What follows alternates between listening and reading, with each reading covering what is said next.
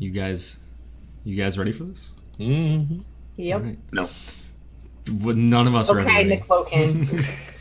What's up, guys? My name is Speedy. Welcome to NotSoSpeedRuns. We're here with 6 and 20 Metropolis with our wonderful Thursday crew, as we now know them, Esper, because we came up with that team name a while back. Hashtag Team Esper. Hashtag Team Esper. Best crew. Firsties. Hashtag Best Crew. Hashtag Esper wins. It's good to see all you guys here in chat. Thank you, Meta, for coming in with that raid as we were starting off. It is super awesome to be back, and I am excited to get to the bottom of this mystery as we have been exploring so far. Which mystery is that? Because I keep thinking that you guys keep following one thread and you keep going after another thread, and then there's like this other thread that you keep pulling. Which mystery are you worried about tonight? It's the same mystery. There's a lot of threads in the mystery. We're solving it all today. That's how you weave. You have to do that to weave a story. What the hell is wrong with you? Yes. Before we get started, I wanna throw out a couple of announcements. First off, if you guys haven't already, there is a tweet out. Make sure you go out and retweet it. Actually, the last tweet I sent was the one from 30 minutes ago, but that's fine. But go ahead and retweet it, share it, let your friends know that you're here. Also, we have another cool announcement, which is that we now have a partnership with Son of Oak, the creators of City of Mist. And now if you go to their website, which we have a link to right there in chat, and use the promo code 6and20fan, you can get $5 off a copy of the City of Mist core rulebook along with a PDF. So physical book and PDF, and you'll help support the show. So if you are so inclined, that's a super awesome thing to do. And Make sure to acknowledge the fact that this is the only deal out there where you can get both the PDF and the book at the same time. Correct. Yeah. and it is normally I'm kind of frivolous about this. I want to make this very, very clear. The core rule book looks amazing. It looks amazing. You're trying to read how to create a character, and since there's a comic book interwoven through the whole thing, you wind up reading the comic and forgetting what you're doing. It is beautiful. It is absolutely beautiful. Yeah, it's worth buying for the artwork alone, but beyond the artwork alone, you should also just buy it because it's a fantastic game, and you'll be helping to help us out and keep the show running. So, super Why would awesome. you want to do that? Yeah, you're right. I think everyone here has been waiting for this show to be canceled since day one. But with that, let's go ahead and get started by going around to our wonderful cast here and seeing how they're doing today and who they will be playing. Starting with the Morrigan. Hi, I'm the Morrigan. Since everybody knows I'm the Morrigan now, thanks, Johnny. What? Yeah, I'm so sorry. It's totally fine. I kept fucking it up. I apologize. To be perfectly honest, the name was purposefully not different because most people don't know anything about Celtic mythology. So anyway, hi guys, I'm Metamancer. I am a game master of horror things, or like dark fantasy, and I'm also a digital artist and developer, and pretty much everything I do either focuses on tabletop roleplay or just chilling with my community. So I'm on a lot of different shows and run my own on Sundays. So feel free to check me out. Twitter is a great place to go for all my updates. And I'm super excited about tonight's episode because we get to do montages, first of all, which we still haven't really fully done yet, which I'm very excited about. And I think that we are going to figure out some very important things about our mystery in the city. So I'm very much looking forward to that. And yeah, and in general, there's a lot of really cool story ties right now that can kind of grow across, and Johnny's done a really great job of pulling everybody into it. So yeah, much excitement. It's gonna bite me in the ass, I guarantee it. Oh, but it's going to be beautiful. Yes, absolutely. All right, next up, let's go to Trendane or Talon. I'm John Harper, or at least his Twitter icon. It was kind of funny when Auckland. I get it. Who, when he joined the call, he's like, "Why is Trendane sad?" It's like, no, I'm not sad. I'm just in black and white, and now I'm manic. wait, it doesn't work if I don't grab a hold of the controller. And manic and depressed, and manic and depressed, and manic. I knew there was a problem. No, it was where the fuck was I going with that sentence? Hi, I'm Trent Sparks. I'm apparently a professional voice actor who has to read things because he can't speak for his own self. Evidence presenting now. I play the tallest of us. Yes, you're the tallest. Calvin Gannicus, who is currently standing, not very happy, in a police department precinct office thing with Morgan over there. And yeah, it's just gonna be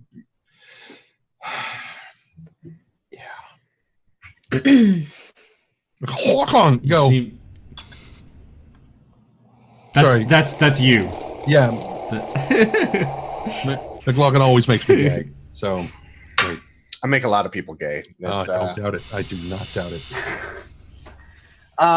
Yeah, hi, I'm McLogan. I'm your local friendly neighborhood McLogan. That's not true. I'm not friendly. I love the fact that she's shaking her head. Yeah, you guys yeah, what's up? I play Johnny. I am the shortest out of the group. Yeah, I'm excited to see where this goes. I already had okay, question. I have two questions. Mm-hmm. I've already done my montage. Is that so? Montage just only counts once per session. So since this is a different session, do I get a different montage? Sure. Okay. But I want everyone else to go first before. Well, so we'll talk about that when we get to that particular point. The night isn't quite over yet, as we left off on a little bit of a cliffhanger. But your montage was, and we'll get into that. But there's a reason why you'll get a separate montage, right? Okay. Yeah. Because okay, no, yes. One thing is the second question is that I have the Tesla type car, and she willingly gets into the car. Megan, I believe. Megan willingly gets into the car from the videotape that we found. I don't have a third clue. We'll solve that when we get into the game. Okay. Okay. Intro failure. Talk about your character. I didn't have enough time to ask Johnny these questions before the show started, so now I have to ask him now during my intro. Now I look like an asshole. It's all right, guys. Windows is telling me that there's an update for me, so we have to cancel the show. Oh shit! No. Oh god. And then Speedy disappears. Yes. Oh, no. Bye, Speedy. Thank you, Luke. And as for me, I'm Speedy. This is my channel or whatever, and I am playing as. That's what I was thinking. Sorry, Speedy. Go on. I'm playing as Gio or whatever. Giovanni, the bartender with a knack for picking locks and doing some crazy shit. And yeah. And with that, let's turn things over to our fantastic DM, the one and only Video Store Cowboy, the real Johnny. Johnny. Every time that was going through my head. Why? Esper. We're psychic. Yep. That's why we picked Team Esper the name. wins. I can't. Game over. Team Esper wins. We're done. Yes, we did it, guys. All right. It was the butler. It was the butler with the 12 candlestick in the minutes library. into the game. Eat it, rest of the other crews. Well, you guys take that just Have you as said low. that for any of the other crews yet? Actually, I said that last night for It's okay. Team... You said it here last week, so. Well, I think they're calling themselves Team Ignis. That was our idea. Yeah. Yeah. So Well- because it was our idea, it's us by proxy against. Right, exactly. Right. And because apparently Tuesday is calling themselves a mist full of doozies, Yes, which I is built off of the doozies. I think you guys still win. Yeah, exactly. Which I think We but totally. what you're saying is that Trent actually just wins. No, I didn't come up with Ignis. I did not come up with Ignis. I think that was McLogan. Okay. All right. No, I told them because what was it? It was Tuesday's crew. where Mike was in the chat and he was saying, "Oh, we came up with Team Ignis or Team Mirage," and I was like, "I vote Team Ignis," and I put it in Discord, and then they were like, "We're Team Ignis." So apparently, I lead that crew as well. As well. Yeah, as well. Johnny is also the leader of this crew. If you I'm guys have not sure. figured it out. Because he's really cool under pressure. Nothing. He has nerves of steel. Right. His nerves are probably the We're only here thing now. that aren't made of steel. Yeah. You have nerves of jello, basically. Please continue before I come up with some really lewd shit that Calvin thinks about. You're gonna do it anyway. I know, Yeah. but I won't say it out loud if we're moving on with the thing. Everybody remain silent. All right, so since Johnny, please. All right, let's get started. Previously on 6 and 20 Metropolis, coming from the Olympus party that was the Walker Foundation charity event that was being thrown by Whitney Knox, and the disappearance of Phoebe Dare at that particular party. The four of you had found yourself at Xanadu, following up a lead from, what was her name? God, hold on, where are my notes? Following up a lead from the assistant of Phoebe Dare, Mary. Mary. Mary, thank you very much. Something about Mary. So since Johnny's leading, that means that Calvin's always standing behind him, looking at his ass. Now, the only Didn't you just say something last week that Johnny was off limits because he was too young? Doesn't mean I can't look. Oh Jesus.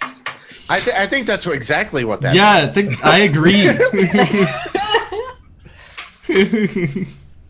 Anyways, so you all arrive at Xanadu to follow up on that lead. You learn some really interesting things from Mr. Gallos, Oscar to his friends. Johnny follows an idea and goes and actually looks for some video of the circumstances around Megan's disappearance. Following that particular lead, he finds some video over across the street at the Fogg's Brew location. And I realize as I'm saying this, I forgot another big event. I'm going to jump back in time a little bit because you guys at the beginning of the episode were tracking. No time travel. Hey, this is a flashback, man. Flashbacks. Flashback. Oh, okay. Well, technically they do because you're actually making decisions in the present time for the past. So what kind of, is that a closed loop time? Doc, you have to go 88 miles per hour. We could rely on the Flash and then he could screw everything up, right? But that's just Or Superman, or the plethora of other superheroes that have time traveled and but the Flash really does screw it up more often than everybody else. Let's be completely honest. Yeah. Anyways, so prior to all of that, prior to the investigation and Johnny going off and finding some video of the disappearance of Megan, you tracked a jackal-like person running across the building who was tracking what you were doing. You questioned him. Cal was able to get some really good information. Gio was able to do some tightrope walking. Johnny was testing the limits of his abilities, and Morrigan turned into a crow and kind of, watched the scene as it happened. Getting some information from this particular person about the circumstances around the disappearance, you let this individual go, to which Morrigan then transforms from a crow into a jackal and tears the damn thing's throat out. I mean, that was at 60 miles an hour. At 60 miles an hour.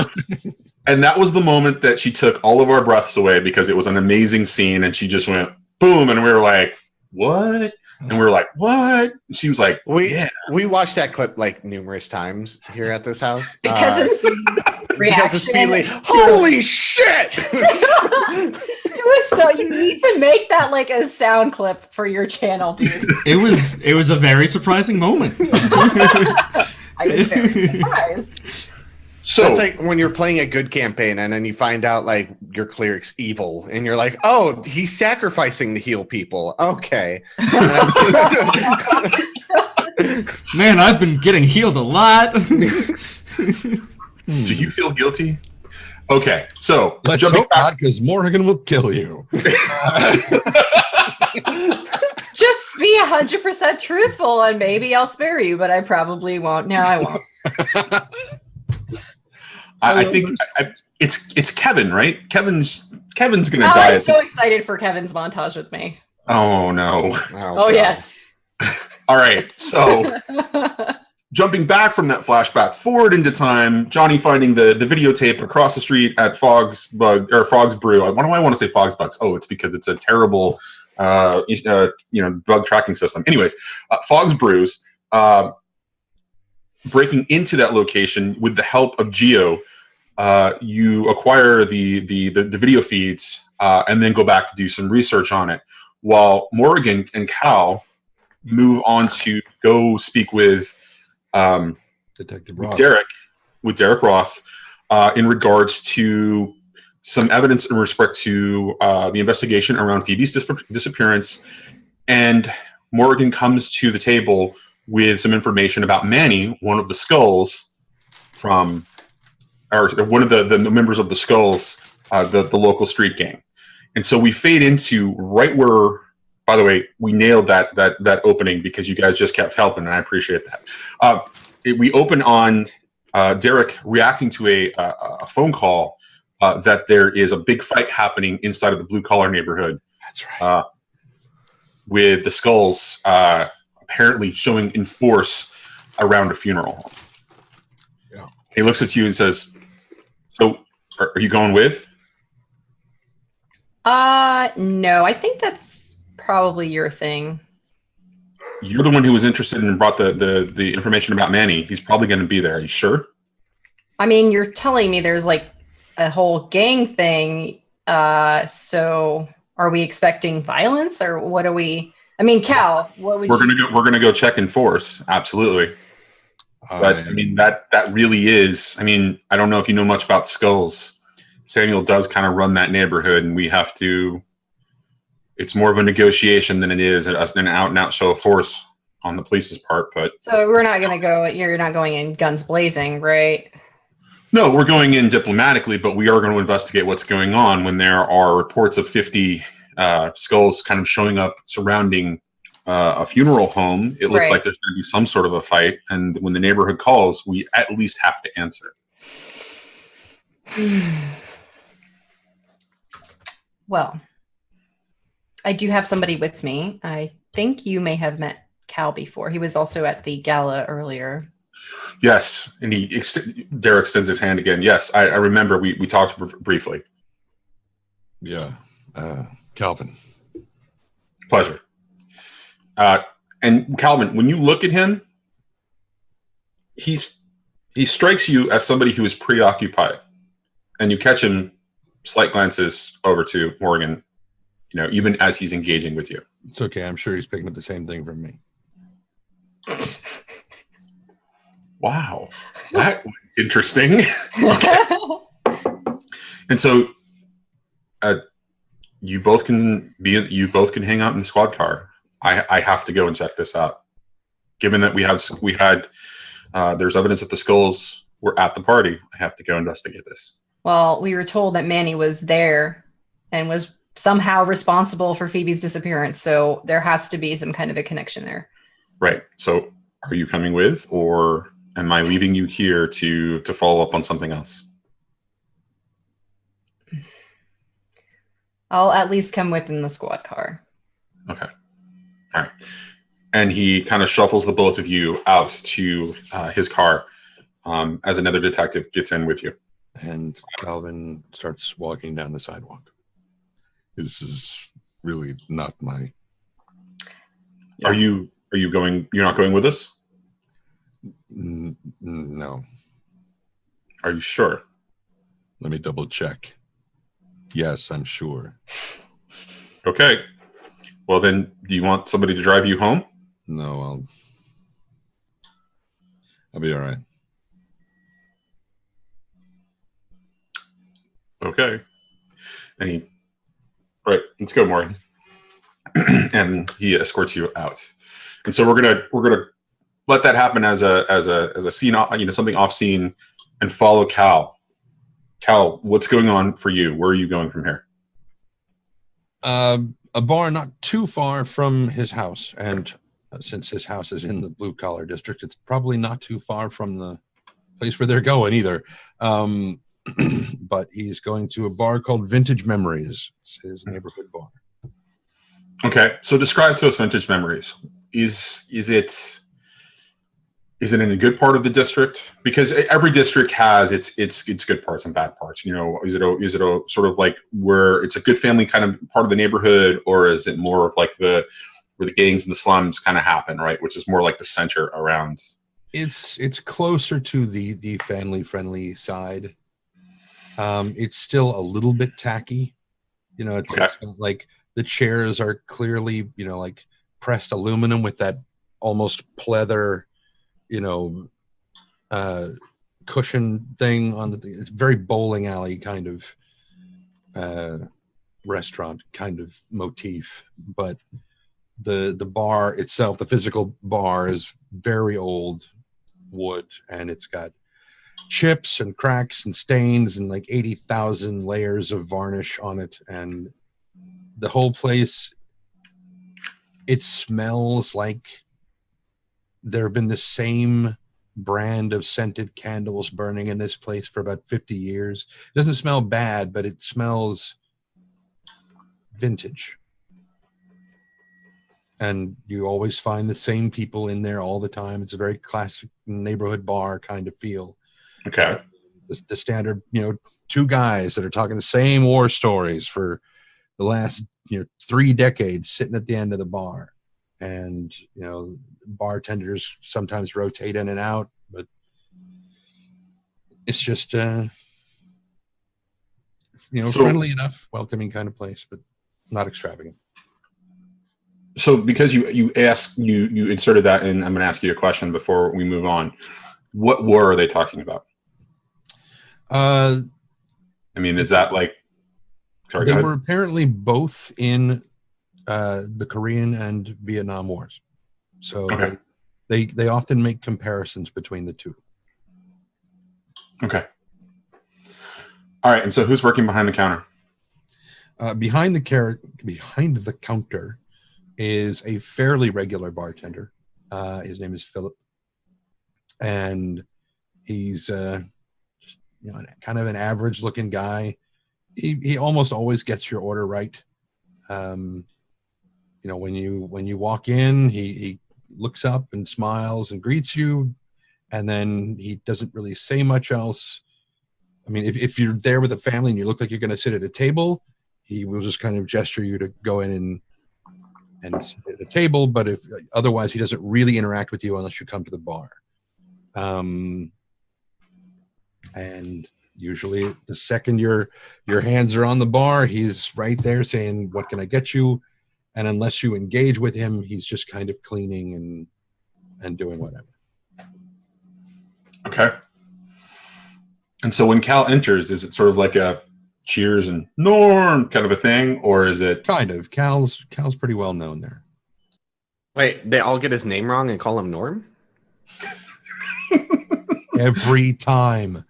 Well, so I would think that Cal on occasion goes under a different name to, you know, but I imagine in Vintage Memories, Cal is always Cal or Calvin. Yeah. Okay, and so when you enter, Philip kind of waves you over, and he places normal in front of you. What? He places the normal, what you usually drink, in front of you. And Calvin pushes that back. And he just points to a bottle and goes to a table in the corner. And Philip immediately knows something's wrong. So he puts the drink behind the counter, turns back, brings down the bottle, reaches under the bar, grabs a special glass made of crystal.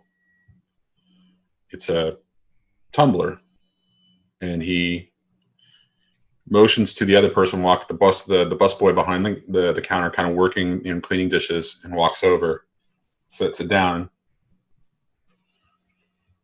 and just kind of waits.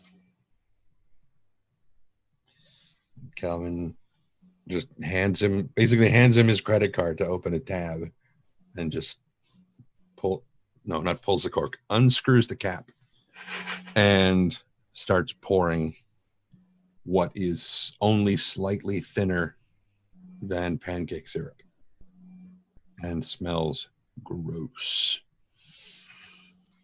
Puts the credit card in his shirt pocket, says if you need anything, and he moves back to the bar. And Calvin takes a sip, almost gags, and just sets the cup down in front of him, sort of puts his arms around it and just sort of looms over it and just sits there stewing. All right. And that's where Calvin is going to end his night? Most likely. Okay. All right. So we're going to cut to Gio and Johnny, who I believe are still together. Is that correct?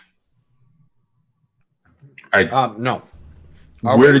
I thought Gio stayed with you until you at least got some information out of the video. I remember. I thought the Gio. I don't remember. No, I think he took the hard drive out so he could get out, or he copied the hard drive so he could. Oh, that's right. And you were taking it back. Yep. That's right. Okay. All right. So we'll cut to Gio with the tower. Where are you?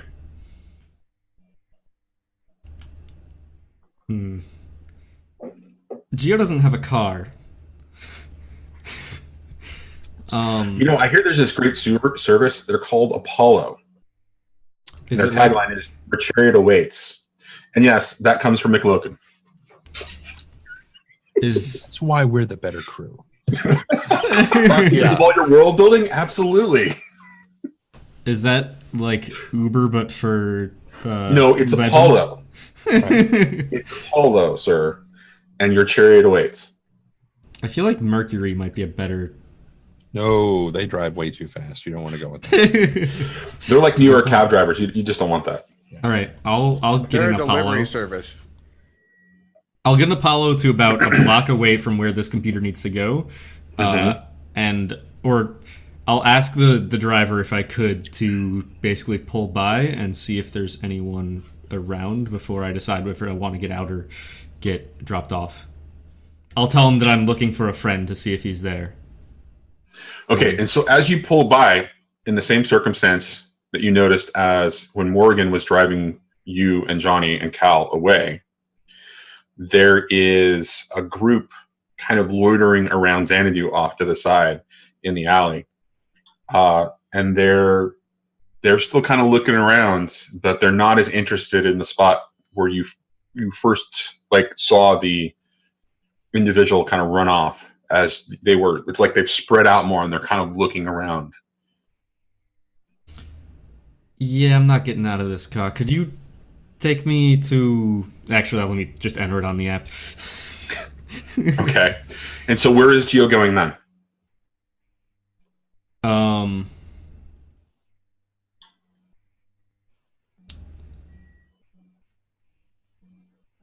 I'm between dumping it off a bridge or bringing it back to my bar. Hey, both options sound good. I think I'm just going to dump it off a bridge. Okay. So you have the Apollo take you to a bridge basically, and then you just kind of throw it off to the side and get back in the car. Yeah, someplace I know that when That's not suspicious at all. No. You know what? Apollo drivers have a lot of weird stories, and they're like, it's just another night, man. It sounds like Lyft versus Uber. The Lyft drivers have more bad stories or interesting stories than the Uber drivers. Yeah, I mean, I'll tell them a tall tale about You were raiding and you just couldn't quite. God damn it. Fuck this game!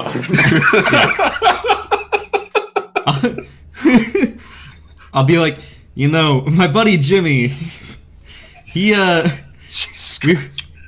me his computer. We were playing together and he fucking ripped me off. We were playing EVE Online and he betrayed our entire clan. Wait, you mean Jimmy the Moon? Yeah, Figure he doesn't get his computer back no more. And I fucking check it off the bridge. Thought the goons were bad. Holy shit. Okay, nice name drop with Eve. That was well played. Okay, and so the Apollo driver kind of looks at you and, all right, well, where are we going now? Back to where I was. Enter it in the app. Which time? the place you picked me up the first time. Okay, and so an hour later, you arrive back at the office building the downtown office building for Morrigan's office. And so we're going to cut while that is all happening and go back to Johnny. Yeah. You had a third question. Which you were supposed to have been thinking about this. Yeah. You weren't supposed to be screwing around or I didn't think I snacking had or a something. question. I thought I got 3 clues. Okay. Well, that's how the clues work, right? You get 3 clues. You get to ask a question based on the information. Okay. Because so here's what you were doing before, right? You were looking at the tapes, looking to see if there was any suspicious activity with Megan before the night that she disappeared.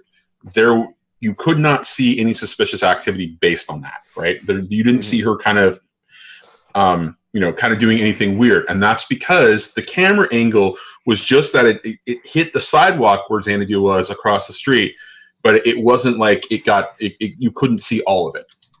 You did see her get out of a limousine on occasion on that side, but there wasn't anything suspicious about that.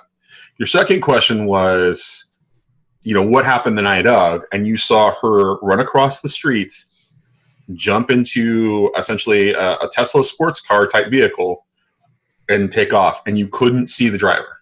The camera angle was such that you could not see the driver at all.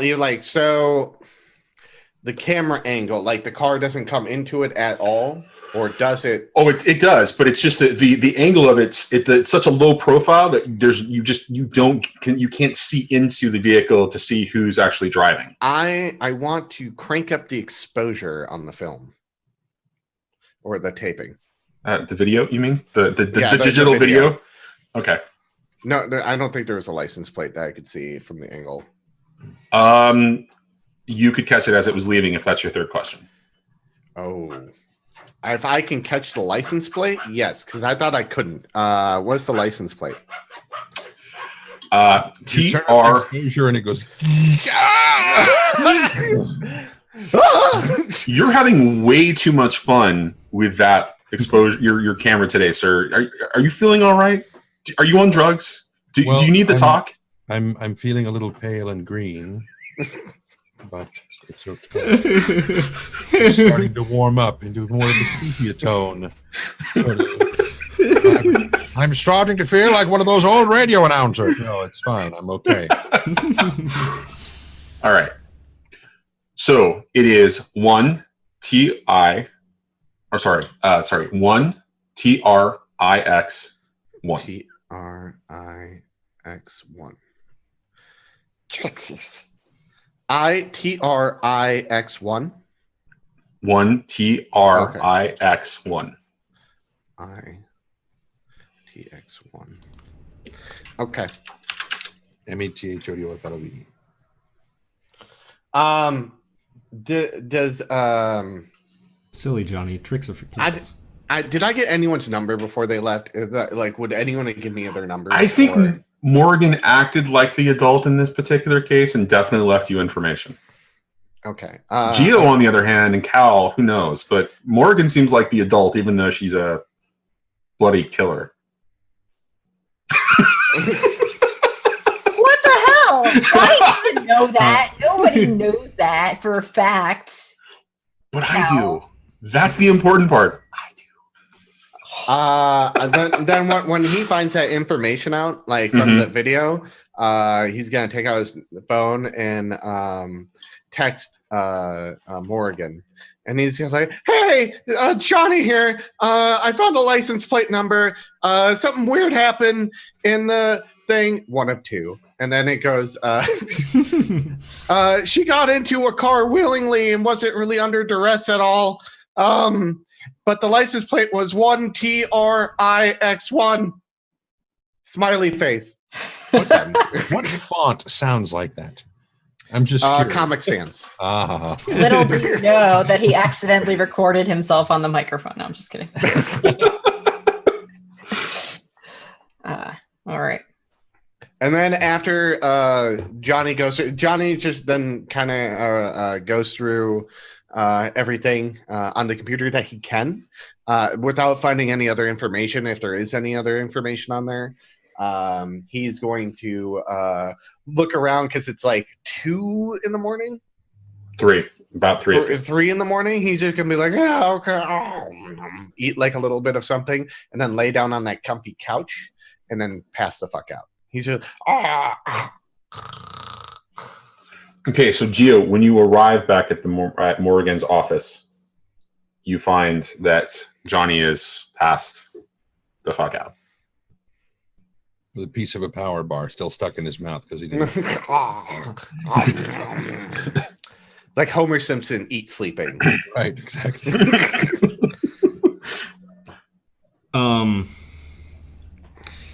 Gio doesn't really know what to do because he doesn't think he should leave the kid alone again in case he like wakes up and he doesn't know when. Actually, I have Morgan's number. And you're in her office. It's probably in there somewhere. Yeah. Gio will just kind of sit in. I mean, if Johnny's lying on the therapist's couch, Gio is sitting in the therapist's chair, and he's just kind of sitting back and like. He's mostly just sitting back and like trying to fall asleep as well, but like also trying to pay some amount of attention just in case. I do like the idea of him sitting there, like Johnny waking up and Gio sitting there with a notepad going, "Yes, Mr. Bond, welcome back." That's a swivel chair, and he just he's making the sound with his mouth. All of a sudden there's like skinless cat and you're like, oh, okay. Or the furless cat. Yeah, the Sphinx cats, those are so cool. Okay, well, it seems like everybody else has sort of ended their night to some degree, so we're gonna cut back to Morrigan riding next to Derek in the squad car on the way to the blue collar district. And the drive is a little bit quiet. Derek definitely seems preoccupied with everything that's going on. He seems to be preparing, and you know that this is sort of the normal behavior for cops kind of preparing to go into what was probably going to be an incredibly stressful situation. Yeah. So as you begin to drive through the blue-collar district, the streets seem incredibly quiet. Occasionally you see individuals that catch your eye, loitering on a street corner, obviously wearing skull paraphernalia of some kind, whether it's on their jacket as a patch or, they're wearing, something, it's on their back, on their jacket or whatever. Not as significant, but it's clear that they're kind of monitoring and watching going on. And every time you pass one of these, as you see it in the squad car, you see them jump on their phone, and Derek kind of looks over and says, yeah, they know we're coming. They always do. Yeah, it's not surprising. They're incredibly well organized. They've gotten a lot more aggressive lately, but yeah. Why do you think that is? I don't know. Something's kind of stirred them up. Samuel is he's extending his territory out to the docks, which I think could be a problem. Do you think it's from what happened with the sisters, or is this unrelated? If the skulls are involved, they're probably hired help. Right. And given the moves that Samuel is making with the skulls right now, my thinking is that they are looking for extra cash to support whatever moves they're trying to make to expand their territory. Yeah, that makes sense. Not good though. He kind of shrugs and waves his hands, and you move more into the center of the district as it looks a little bit more run down. And when you pull up to the location, 3 or 4 squad cars all kind of coming in at the same time, converging on the funeral home. There's nobody there. And Like Derek is a little... none of the gangs are there? No, because it takes about 20 minutes for you to get Okay. there, and none of the gang, none of the skulls are there. The disturbance is gone, and there's 3 individuals kind of standing on a corner, and Derek's kind of looking around, going, "Shit, this is not good." Wait Like here. trap not good or No, worse. Give me a minute. And he steps out. And you see him walk over, and another uniformed officer kind of walks out as well. A couple of uniformed officers step out of their car. Defensive stance, sort of, not hand on gun, but looking ready to grab for their gun if they need to. As you see Derek and the uniformed officer kind of have an exchange. And he comes back around. And everyone begins to kind of get back into their car and start to move forward. And he says, "That was anticlimactic.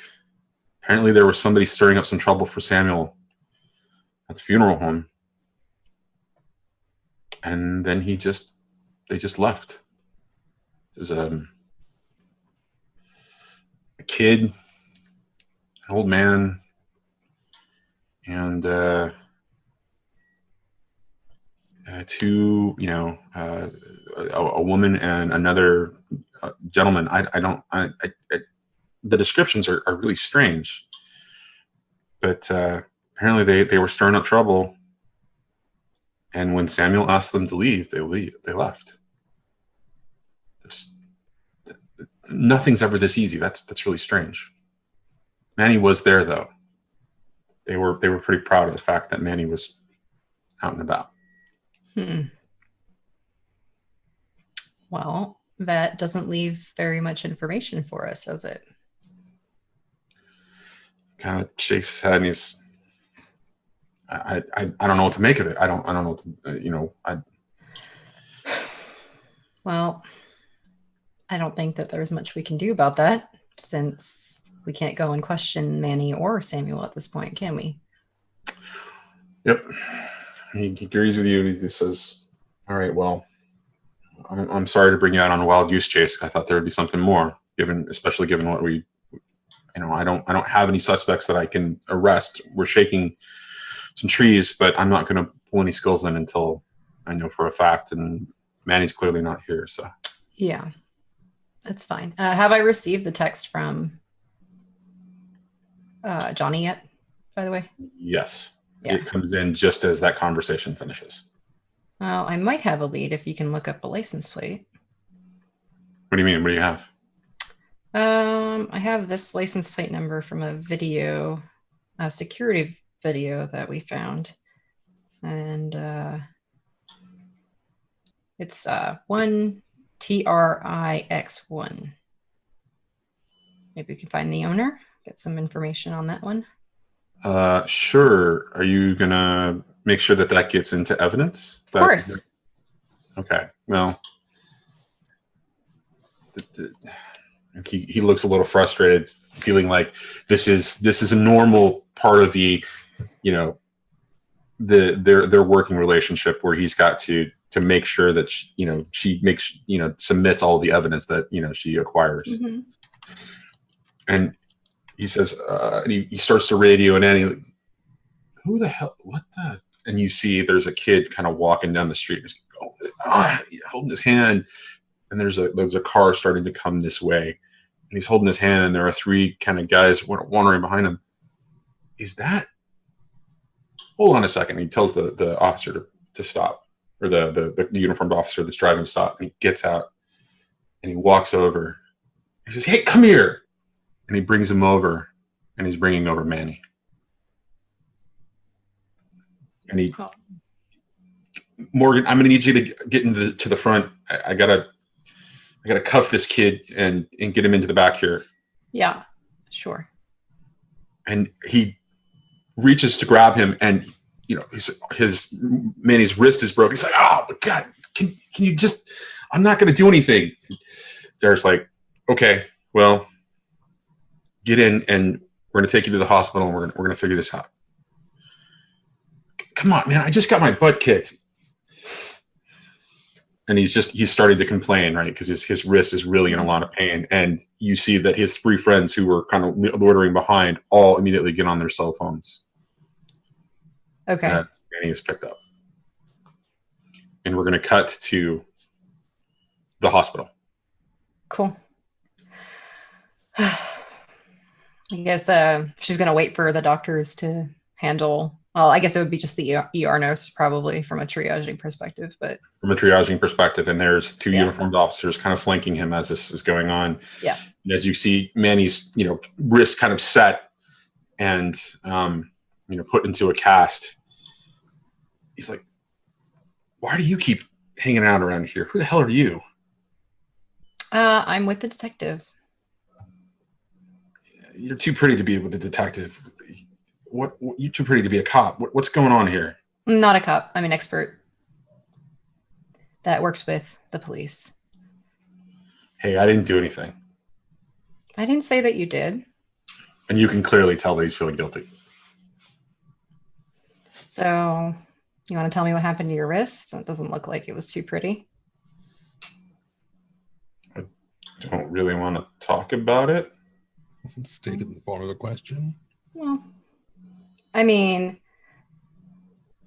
okay, I guess you're probably a little bit embarrassed since you're, one of the members of the Skulls. So getting beat up probably doesn't look so good for your. Don't tell anybody, okay? Sure. No, I. It's not like I hang out with that crowd too much, but you were near a site where the cops were, and there was a lot of commotion happening. So do you know anything about that? Commotion where? What are you talking about? Well, where you came from, and then there was just a bunch of squad cars there. So I'm not sure what happened exactly. I'm not going to say anything more until my dad gets here. Okay. Who's your dad? Samuel. I haven't met him before. Haven't had the pleasure. Okay.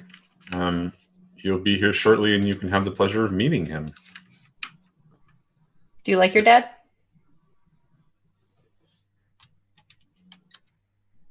Are you trying to psychoanalyze me? I'm not trying. I'm just asking questions.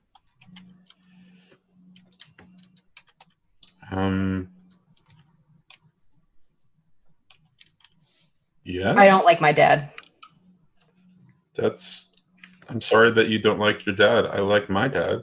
That's good. Sometimes hard to like your parents, I guess. Do I have to talk to you?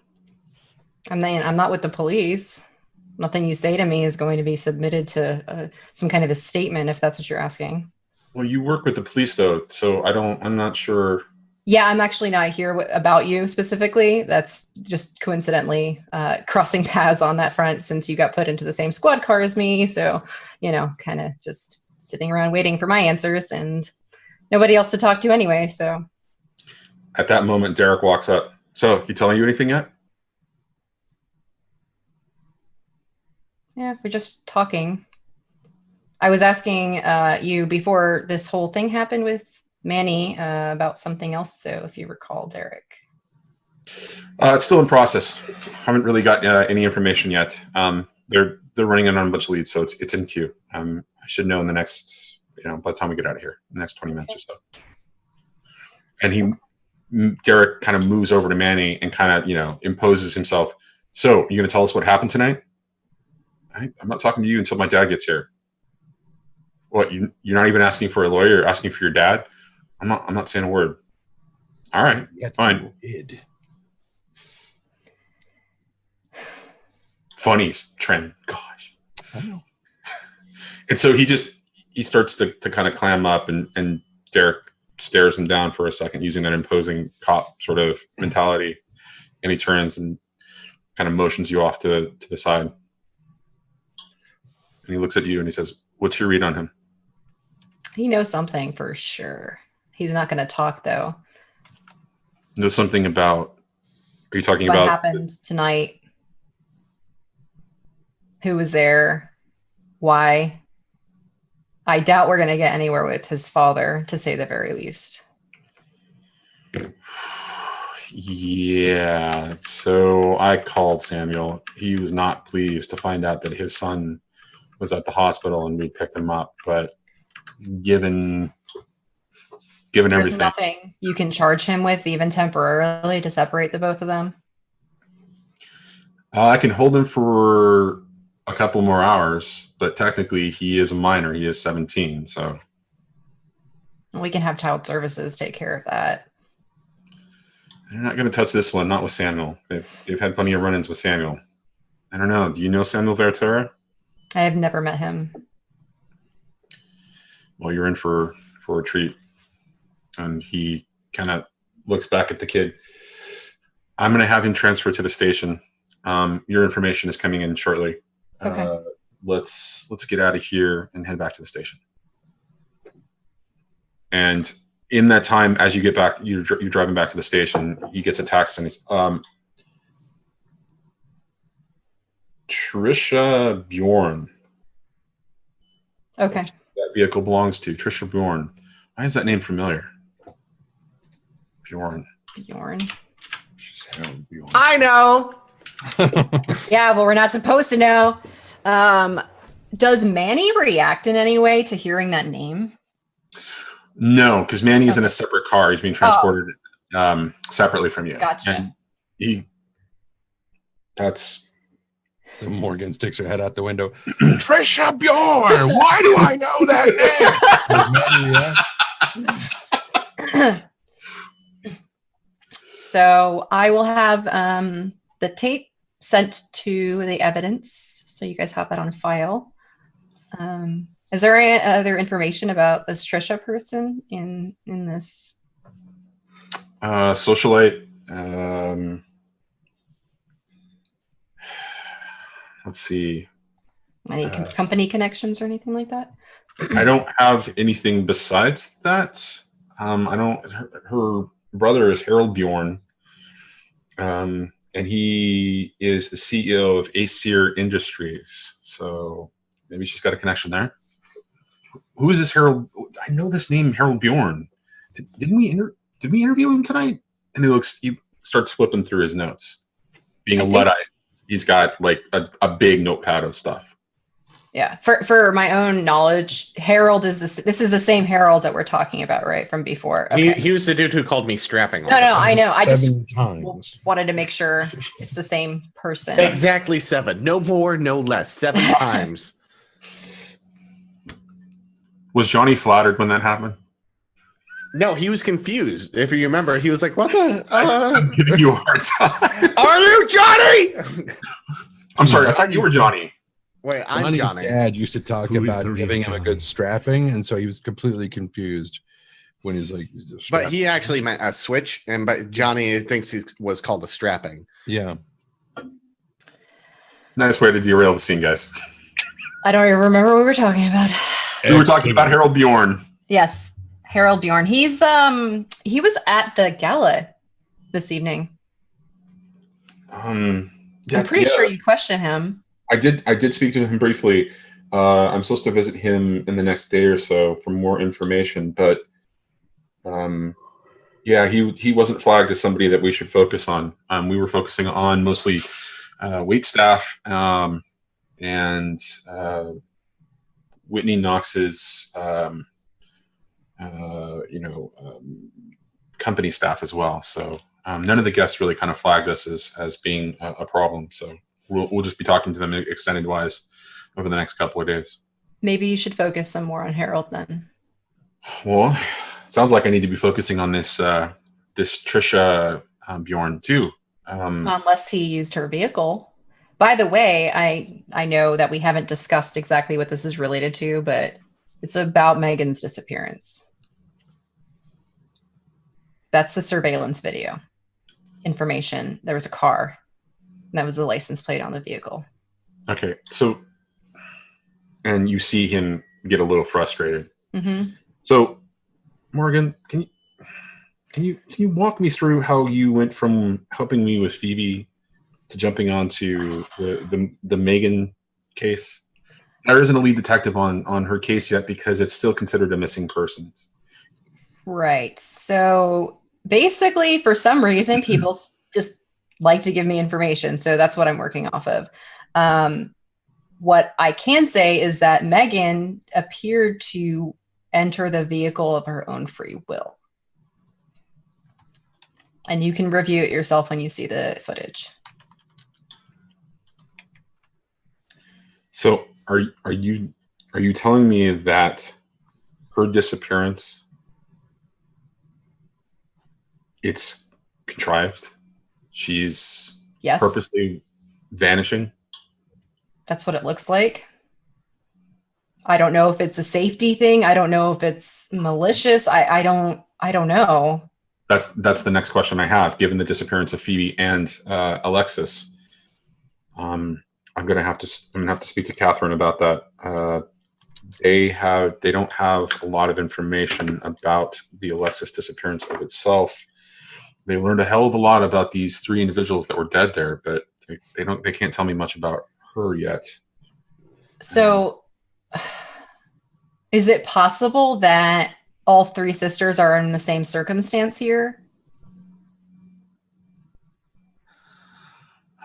Until I find evidence otherwise, until the evidence presents itself, the only person that I can assume that was fearing for their safety for whatever reason is Megan. I'm jumping to a conclusion there, though, based on the circumstance. Sure. So either Trisha and Harold Bjorn have something maliciously to do with her being gone, or they're helping her. I don't know. I don't know either.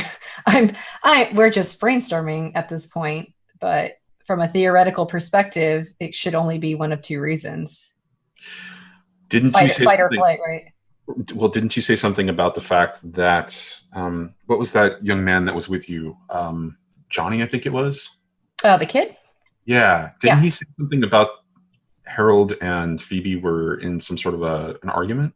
Yes. That was what he saw on accident when he was working the gala.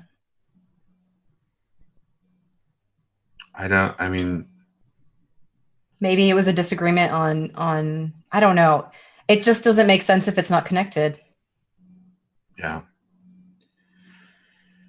All right. Well, I'll move up the timetable on getting to speak to Harold Bjorn, and let's see if we can locate this Trisha.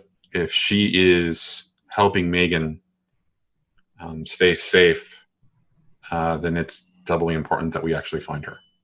Well, especially if they're trying to get away from whoever. We don't know if they're dangerous or not. All right. Well, I'm going to have to push this up to my captain and figure out if we need to have somebody assigned to that case. All right. Okay. I'll drop off the footage in the morning. All right. And you arrive back at the police station. Yeah. And Manny's vehicle kind of drives up behind. Do you want to be in on this interview, or?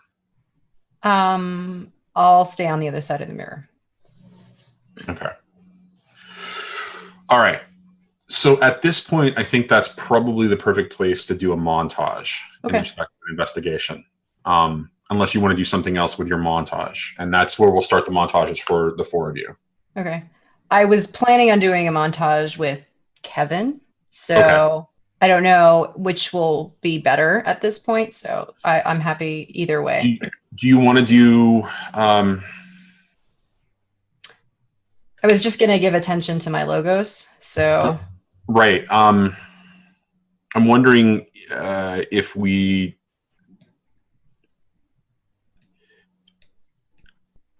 Yeah. Okay. So let's go ahead and do this then. So we're gonna cut to the conversation happening behind the screen, and Manny is just kind of stonewalling the situation, and Derek is not getting anything from him. Right. Do you want to affect this in some way? Potentially change the game to get more information out of Manny before Sal arrives? Yes. And this is going to be an interesting mechanic. Okay. That we've never, ever done before in the show. Oh, God. That's just lovely. Thanks for Making my night. God. I've been wanting to try this for so long, but never had an opportunity. So, okay. So here's one of my theme power tags is granting power. Okay. I want to grant Derek power of radiating authority and his ability to basically I'm bolstering his capability as a detective to be more forward and extract information.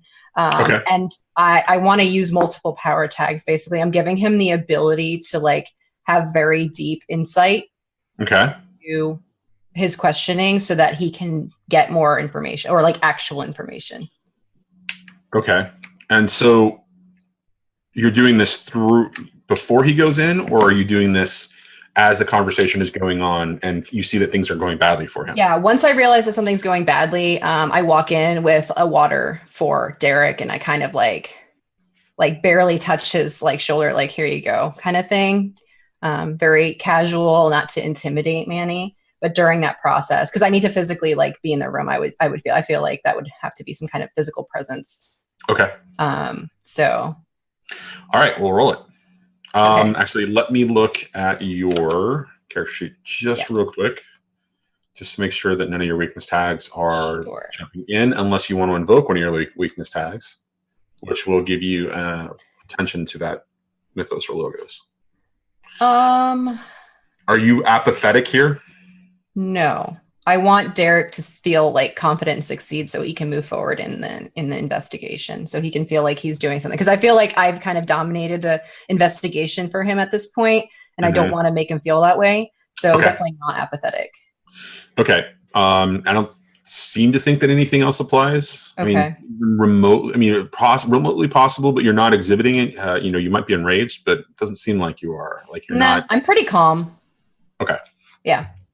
All right, so go ahead and roll it. So I'm going to use grant power. I'm going to give him sense guilt to see that, to be able to prod properly and where he needs to. Okay. Radiate authority. And can I do psychoanalysis and psychology or just one? Just one. Okay. I'll do one of those. So that's 4. Okay. Okay. And change the game. You're going to pull a mic tonight, aren't you? You're going to start getting great successes. You're going to start eating up the great successes for everybody else so that, eventually when we get to Johnny and he's like, I'm going to hack all the things. Johnny's like, oh, I break another VCR. I was going to say the drive breaks itself. All right. So great success. The first power tag that you use is you get a minimum of 2. So you get 2. And then the additional 3, tags becomes 5 altogether. So how do you want to spend your power tags? Okay, so I am going to I'm going to put a status effect on Manny. Okay.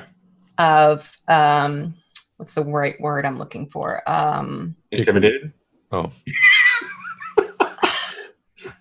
It is an intimidation because of the authority aspect, but it's kind of almost I just want to get this off my chest kind of thing, just remorseful frustration.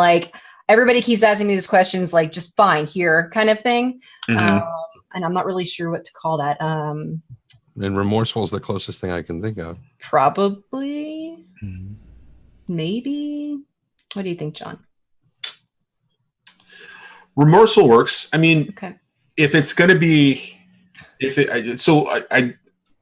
part of this particular tag, the next thing that comes to mind is are you going to do a scaled up or a prolonged effect on this? Is this something that you want as an ongoing thing on Manny, so that he, at least around you, he's going to exhibit this behavior, right? He's going to exhibit this desire to, to want to share more. So if it's not the kind of thing that you're doing and this is a temporary effect, then remorseful doesn't necessarily seem to me to be a sort of a strong thing. Okay. As much as it may be just. Yeah. I keep getting the description that keeps coming to mind is frustrated. Yeah. Frustrated with the process or the circumstance. So it really is on you ultimately what you want to do, but I think in context of everything that you're going to add on to it, or if you're going to add on to it, really kind of is where I would. Okay, so here's what I'm thinking. Then we're gonna do guilt-ridden on as a status tag on him. Okay. And then on Derek, there will be a status tag of confidence. Okay. And I want to do a prolonged effect for him. So that's three juice. What? What's so funny? It's a prolonged effect, right? Yeah. Oh, just because, after this, when the night ends and the morning happens, there's a certain individual that he'll run into. Oh, yeah. That's right. Which will be an interesting. Stay away from him. Little love triangle there? Nope. Derek wouldn't even dream of it. Okay, so. Okay. We're gonna also.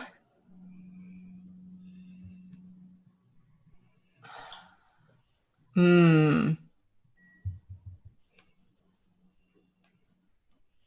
trying to think of something interesting. Okay, go ahead. So you can hold on to that and use it. You can use the juice later. You can bank the juice for later.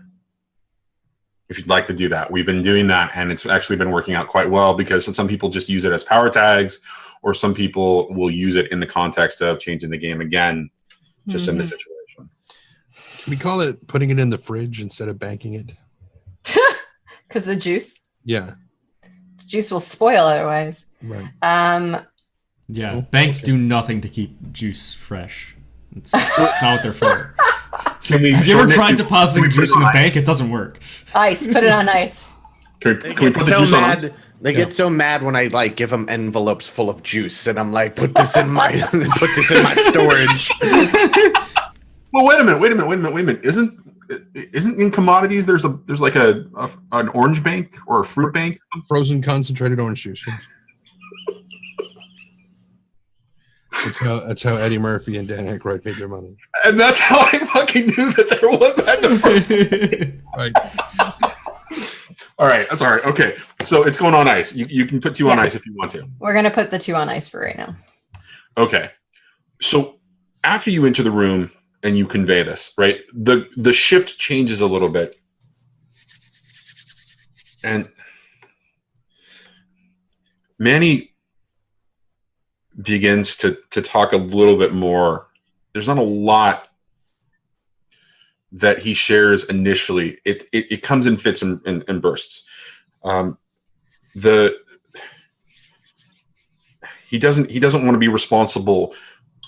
He doesn't want to be responsible for what happened tonight. He didn't mean to get into the fight with Malcolm. I didn't mean to get into the fight with Malcolm.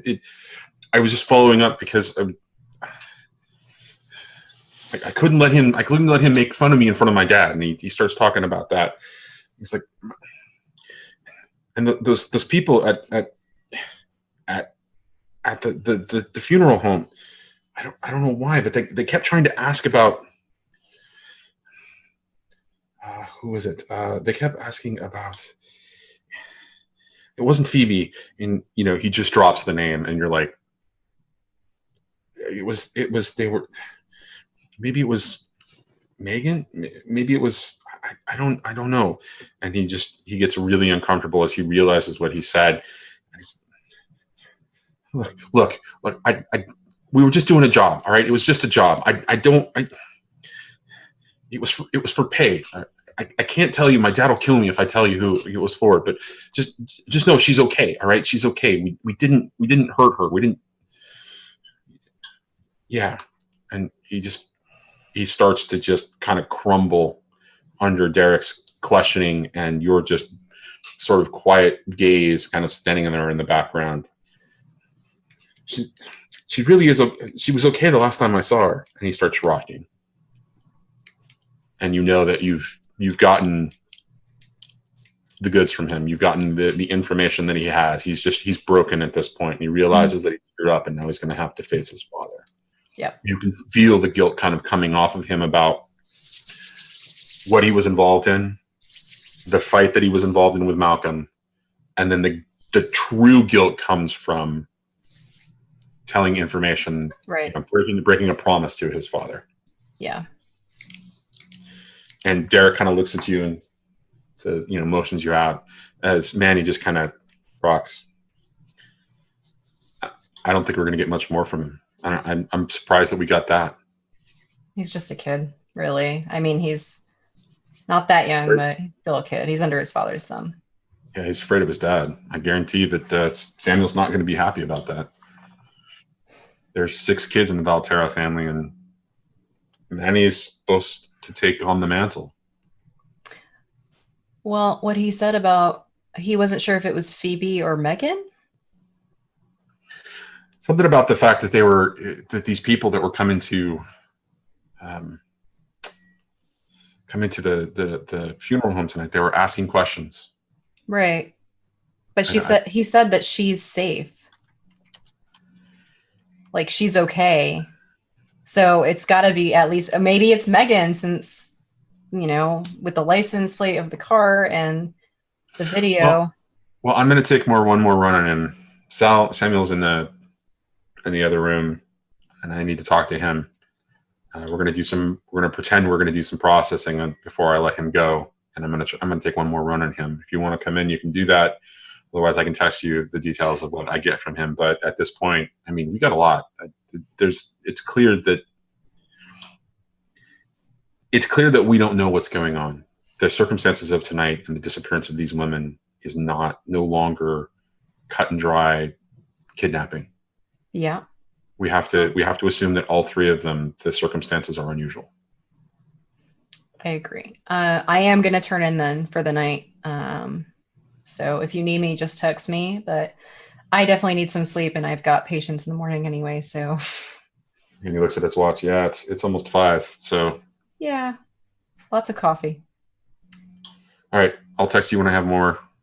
And he kind of waves at you as he steps in. And as he steps into this other room, you see quite a large Hispanic gentleman,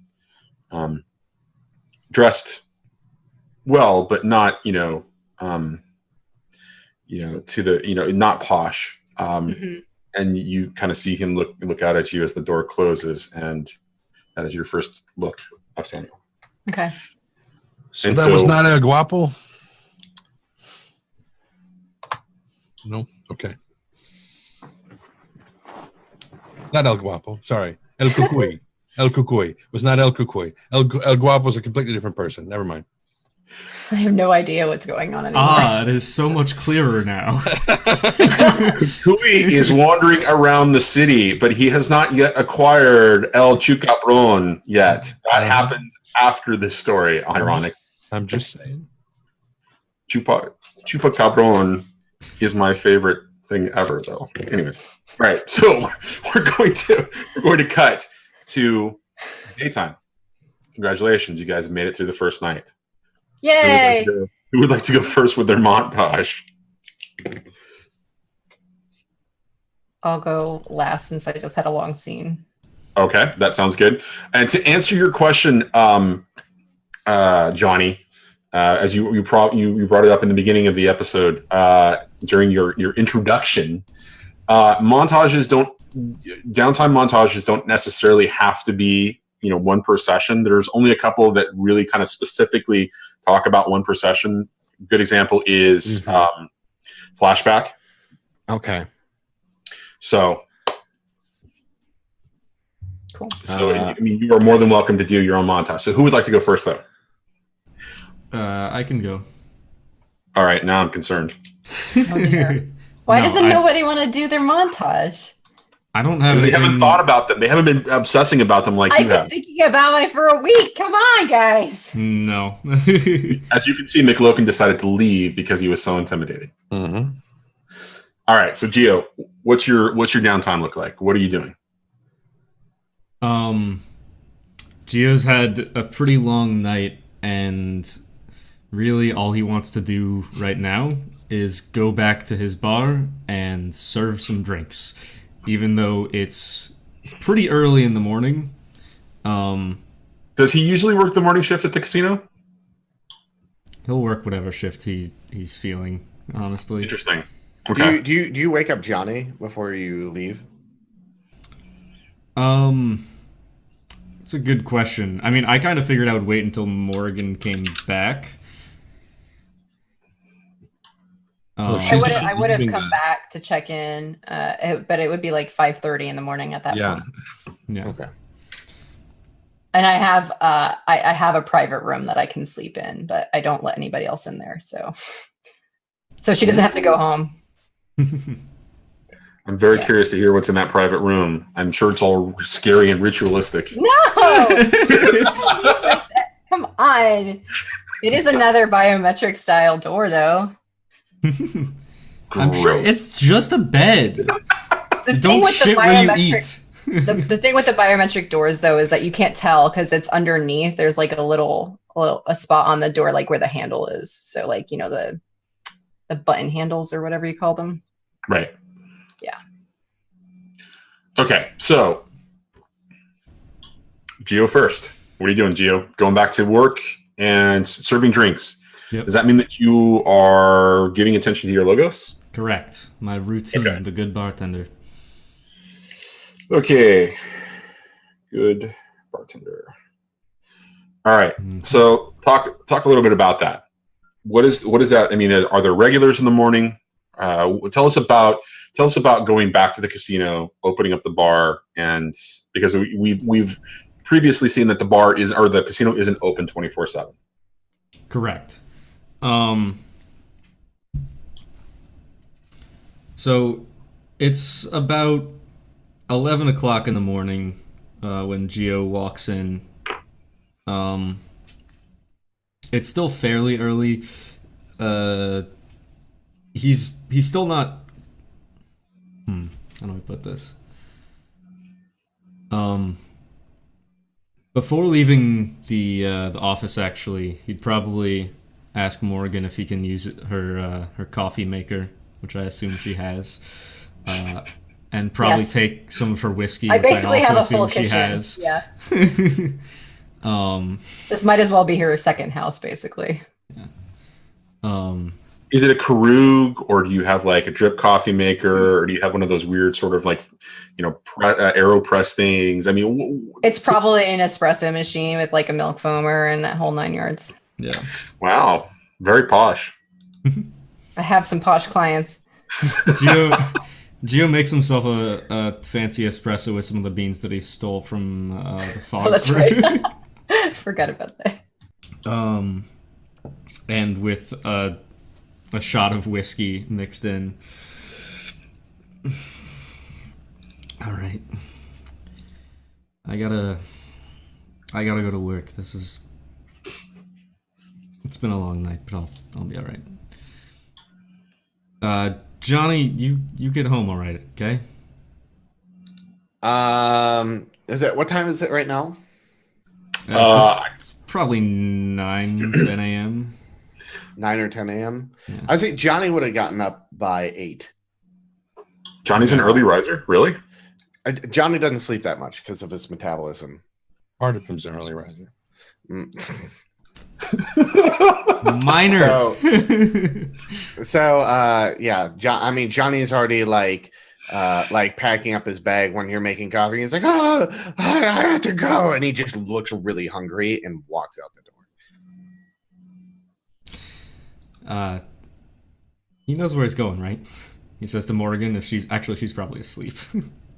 Yeah, I'm in the other room. Yeah. All right. Well, I'm sure it'll Just be ask fine. one of the potted plants. Hey, Dracena, he knows where he's going, right?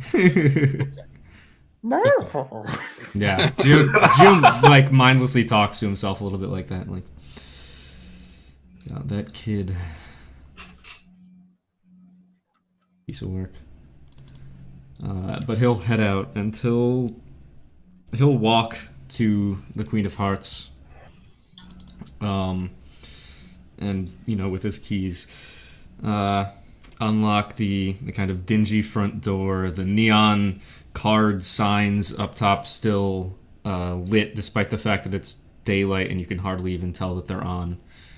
And he just sort of turns the key and opens the door, looks around.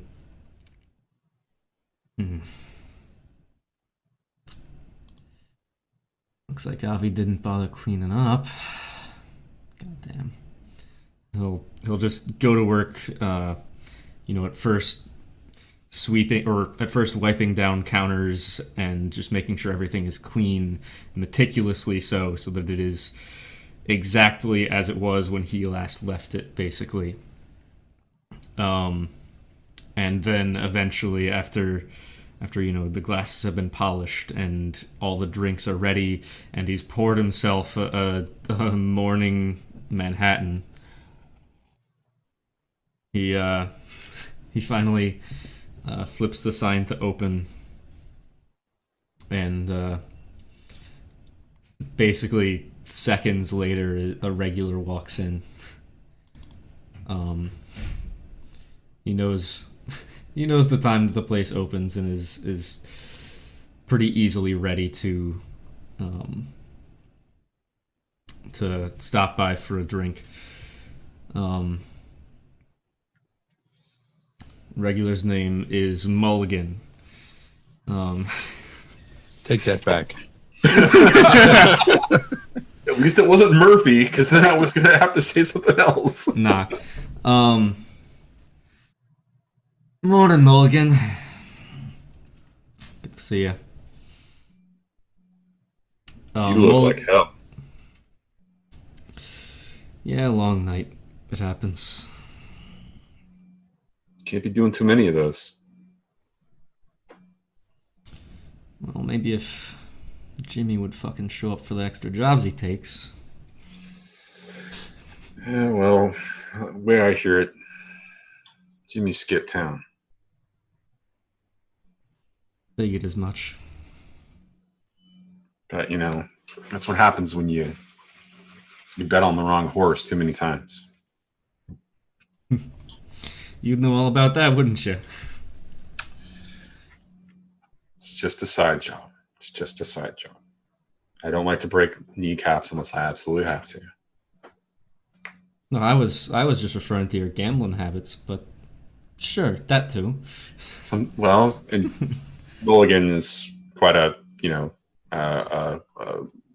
muscular gentleman.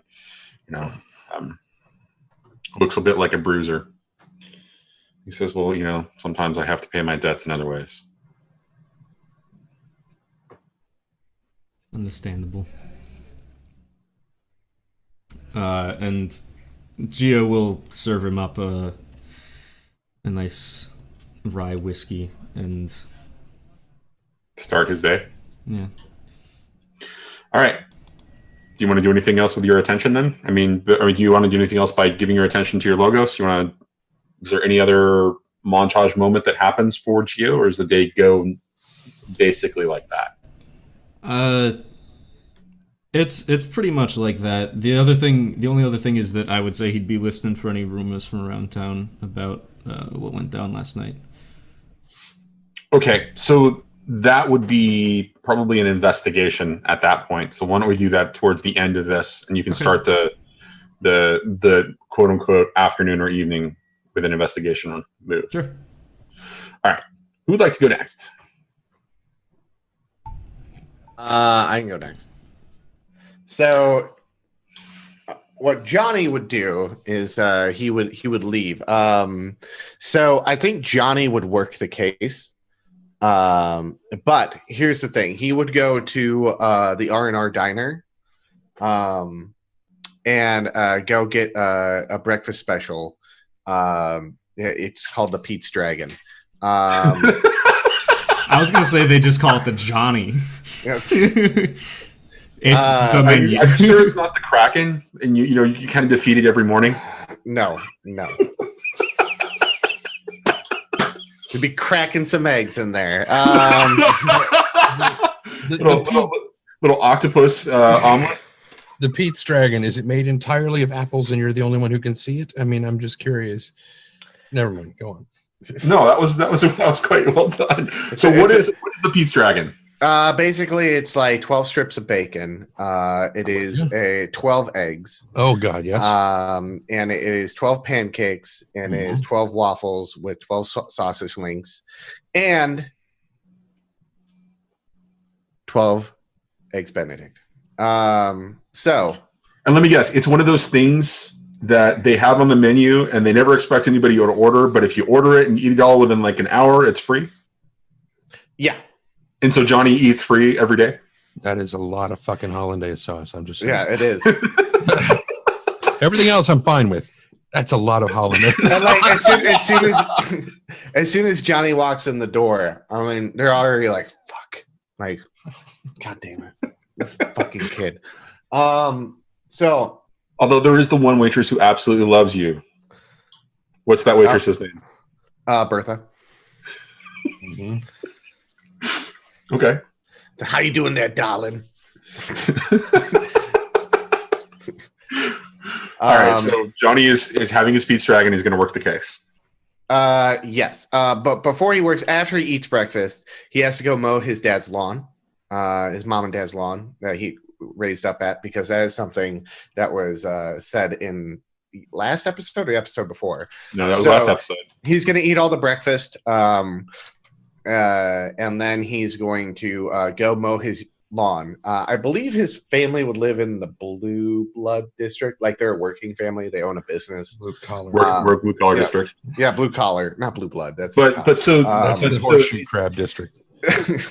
So the blue collar district's a lot of tenement housing, a lot of apartments and that kind of a thing. There's also, I mean, there's a part that would be a suburb type, as well as a part of that district. Does Johnny live in an apartment building where they've got a suburb house? Okay. The business does fairly well. They have so the arcade itself is 2 stories, and it has a laser tag added into it and mini golf as well. So there's a lot of and it's like very it's themed, and it's by the local like schools and all that kind of stuff. So a lot of kids like come in and out of there.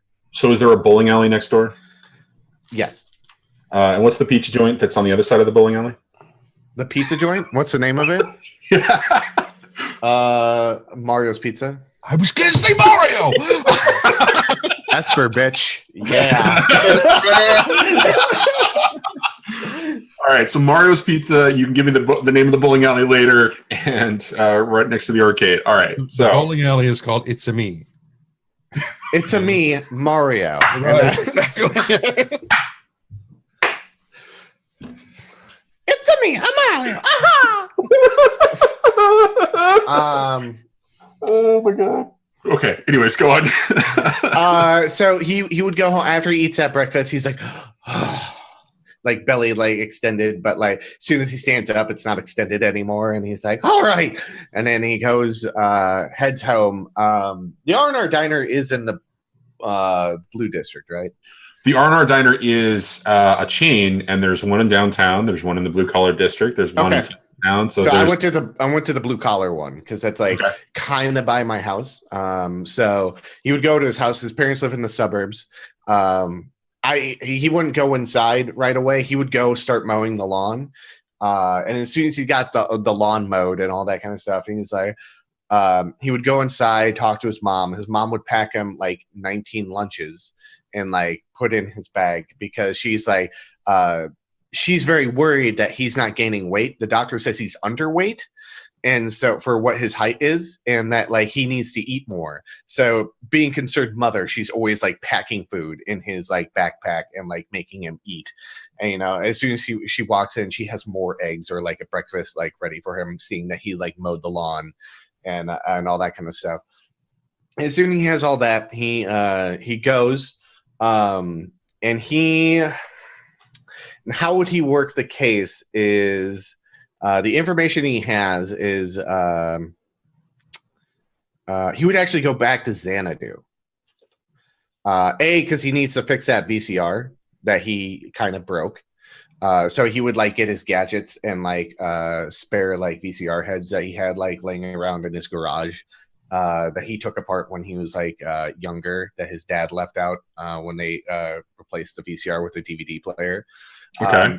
So you would take the spare parts from those, head over to Xanadu, and I don't know if Xanadu's open. Well, it's a nightclub, so it's typically open at night. But you could definitely knock on the door and see what happens. Okay, yeah, he would totally go like knock on the door and be like, And hopefully he doesn't break the door down.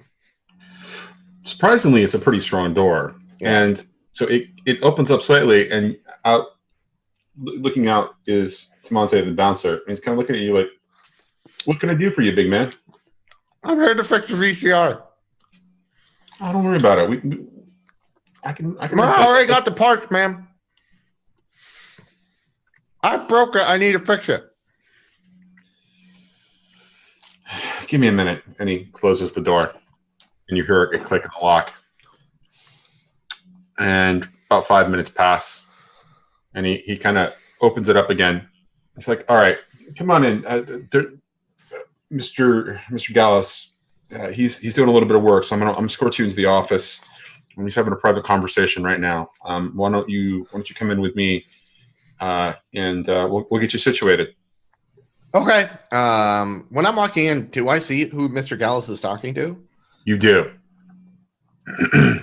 He appears to be talking to you, quite a large, burly-looking gentleman who looks like he's got himself covered and hiding in shadows. There is a well-dressed sort of middle management-looking kind of guy. Another individual standing there looks to be some sort of a city worker. He's got like an outfit on that, like not overalls, but he's got, like a wife beater, kind of tank top, but he's got his overalls kind of tied around his waist, the top side, and he's, probably in his 40s. And then there's some young punk kid, looks a couple years older than you, but looks like he wants to be a superhero. And you hear a bit of conversation, quickly, needing Mr. Gallus needs them to escort somebody, and he needs their help. And Gallus kind of looks over at you, and Tamonte is like, okay, come on, and he kind of moves you into the office. Do I recognize any of those people? You do not. Okay. So it was a city worker, a middle management looking guy, or early 30s. Management. Quite a burly looking 6'6" individual, pale skin, kind of covered, like almost like Quasimodo kind of covers over him, but he's gigantic, like I said, 6'6". And then there's the punk kid who wants to look like a superhero ninja type. He's an asshole. Don't worry about him. Yes. I just want to kind of write that down in case I it's spelled ASS. HOL. So he would just like kind of take note of like who he saw when he walked in. It's Mr. Gallus' business, so he's just like, oh, those people look weird, and then like walks in. One other thing that you do notice about Mr. Gallus is that he is not wearing his normal white suit. He's wearing more casual sort of dress, but it's still, I mean, it's almost like he's out of the 50s a little bit, like in his sweater, shirts and buttons, shirt and like hush puppy shoes and slacks kind of a thing. Okay. It's not his like. I'm sorry, what? Tuxedo yoga pants. It's not.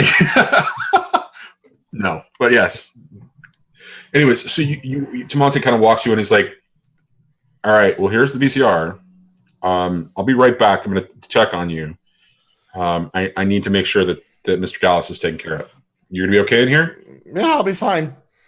All right. He steps away for a few minutes. So all Johnny's going to do is replace like the head that he broke. Mm-hmm. And kind of go about texting after he gets it like replaced. He's going to text Morrigan and ask anything about the license plate, and then let me see. The crossroads, right? Is it like I can't remember the name of the place. I mean, the guy where Morty lives. Cross Ends. Cross End. Yes. Cross End. What do I know about Cross End? It's a slum bordering on just dilapidated neighborhood. I mean, as it was described last episode, I believe, it starts out as on the edge of the blue collar district, leading towards the edge of the city. Mm-hmm. It is a bunch of tenement slums The buildings are basically falling apart. A lot of people are, kind of, they're crashing there. But the buildings are in such disrepair that nobody really truly lives there, right? There's vagrants and that kind of a thing. But as you get farther and out into the district, towards the edge of the city, it goes from like complete buildings to just, structures that are kind of rubble, and there's like, half of a wall, in a corner or what have you. And there's, there are some other structures, but they're all in complete disrepair. And it's just, it's like going into almost ruins in a lot of ways.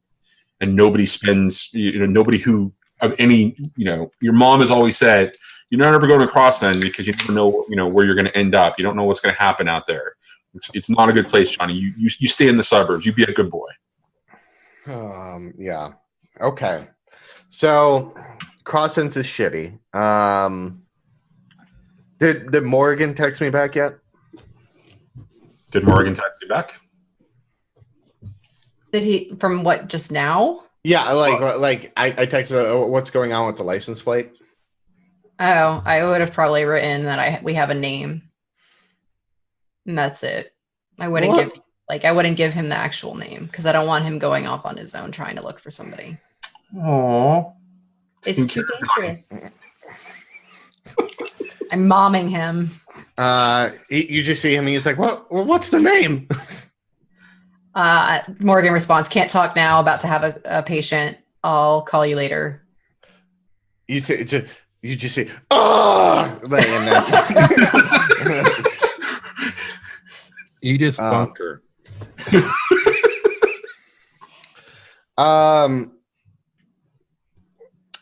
I think the only thing I could do to work the case is Del Monte. Is that his name? Tamonte. Del Monte. I don't know why I got Del Monte. Tamonte. When he comes back in, he'll just sit there and he'll be like, "So, did you hear anything weird happen last night? Anything more?" Tamonte walks in as you start to kind of ramble this off. More? Well, what context? I mean, like, did you find anything? Like, is there any more like rumors or stuff that you've heard? Anything more weird happened after we left here? Yeah, we had some unusual gang activity around the building. That was for sure. Wait, what? Well, after you guys left, we had a little bit of a difficulty on our back door. Some gang calling themselves the Beasts, kind of loitering behind our back door, kind of checking things out, and I had to go out and kind of ask them to shove off. And yeah, it was kind of strange. They didn't want to leave, but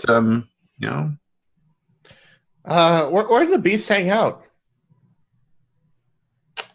I don't know. The rumor is cross end, but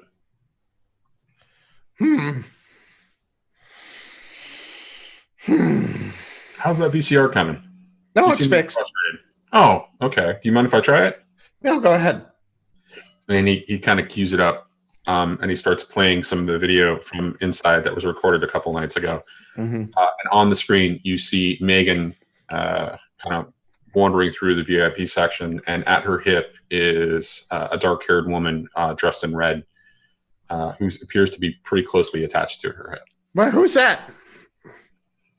Oh, that's Trix. I'm sorry, Trisha Bjorn. That's what they go. The name they go by these days. That's Mr. Gallus's adopted daughter. Where does she live? I'm sorry, young man. What are you trying to get to? Well, I mean, that's where Megan went. I'm sorry, what? Yeah. She got in the car with the license plate that said Trix on it, and you just called her Trix. How do you know that? Because I am a super detective like Batman. But you're wearing an X-Men shirt. I was just going to say that. It was Batman last time. I have a nose like Wolverine. Is that what Wolverine was known for? Yes. Little known fact. Little known fact. And he kind of rose. You're saying he's short? Which he is, but Yeah.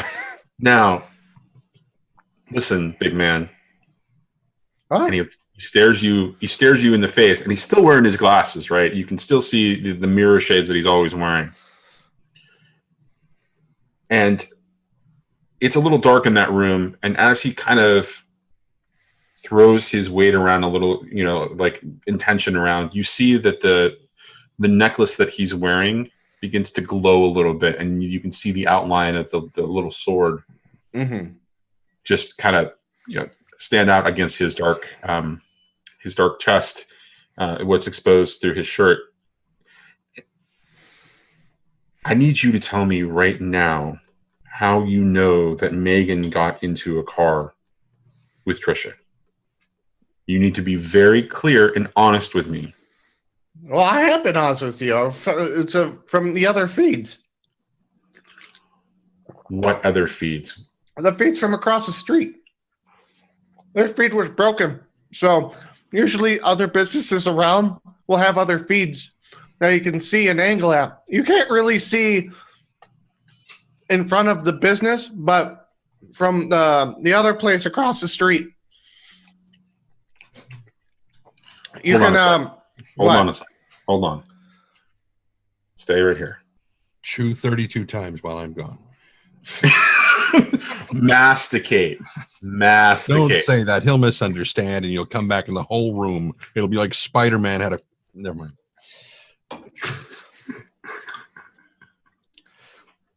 That was not neighborhoodly friendly.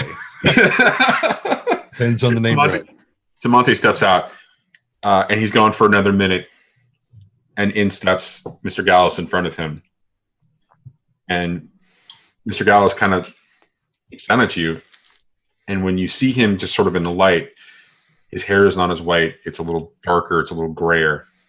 And the lines on his face are a little bit more pronounced. And he looks at you and he says, now, I want you to start from the beginning and tell me what you know about Megan getting into a car. She got in the car with the license plate tricks. That's Trisha's car. Yeah. That's pretty much it. And you found this information where? From the other businesses. Okay. You get the footage from the other business And because your cameras were old and messed up. I understand that, Johnny. What are you going to do with this information? Well, I mean, I'm going to go to see why Megan got in the car, because now I'm wondering if the sisters were actually even taken at all. Because she got in, or maybe Megan captured her other sisters. I don't know how Megan liked her other sisters, or this whole thing about the chairman seat of the Walker Foundation. The Walker Foundation just keeps coming up everywhere. The gangs just seem to be kind of pawns in all of this. Johnny, I think you need an adult. I didn't get bad touched.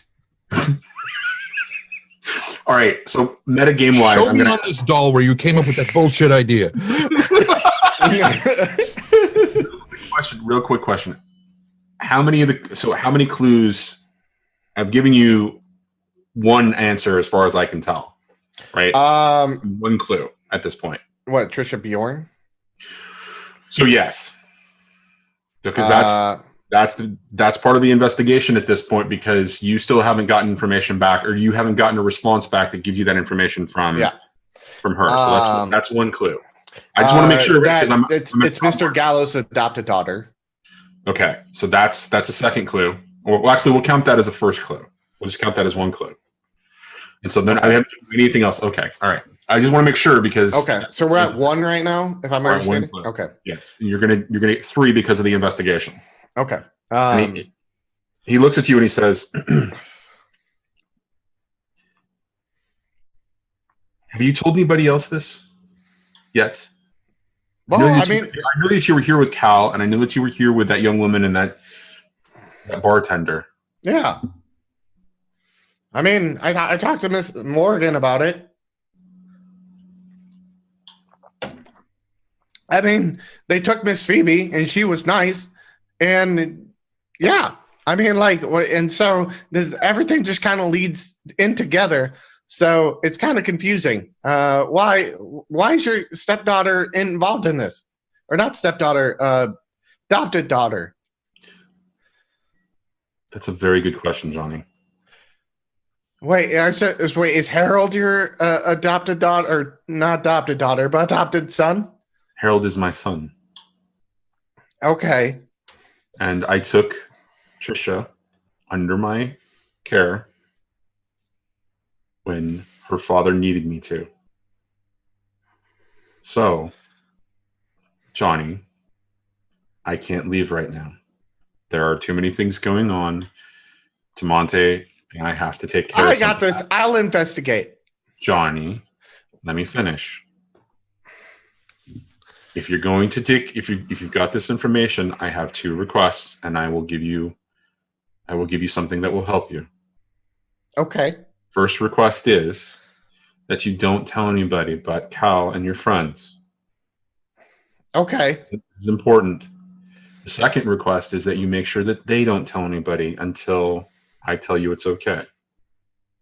Okay. All right. Now, Trisha lives in the penthouse on top of Acier Industries. It's just a couple blocks down the street. You might want to go and talk to her. I can't do that right now, and Trisha will not answer my calls. She and I are not talking right now. Okay, so go see her at the penthouse and see what you can find. Because if she's involved, that's some trouble, and I need to get my daughter out of trouble. Mm-hmm. Okay. And the third thing is, Johnny, and this is important, don't let Cal get hurt. Wait, why is Cal gonna get hurt? Cal's really special. He's a good friend, and I don't want him hurt. Well, I don't want him to get hurt either. Okay. Good. Do we understand each other? Yes, protect Cal. Yes. Good. Okay. Now, I think I could do that. Before you leave, be careful of Harold. He's got quite an angry temper, and if he finds you messing around with Trisha, there will be a problem. They do not have the best relationship. Well, I mean, okay.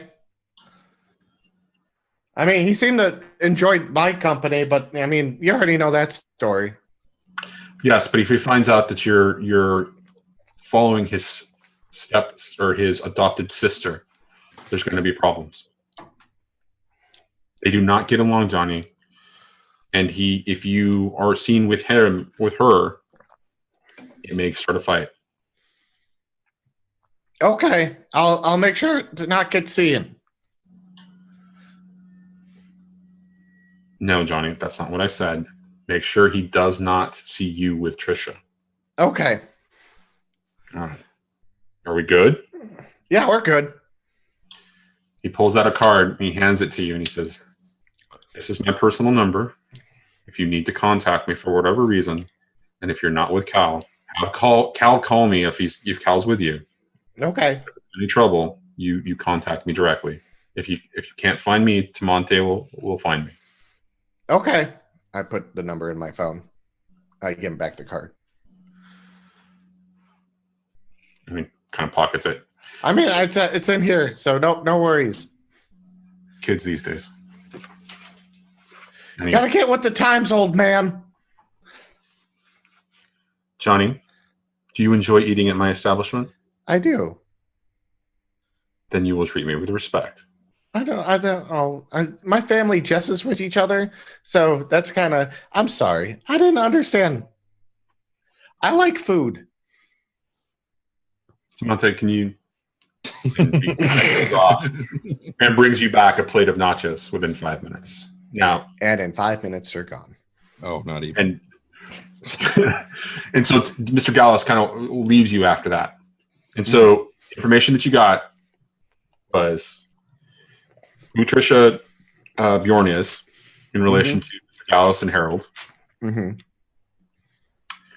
You got her location, and you got there's conflict between her and her brother, her adopted brother. Okay.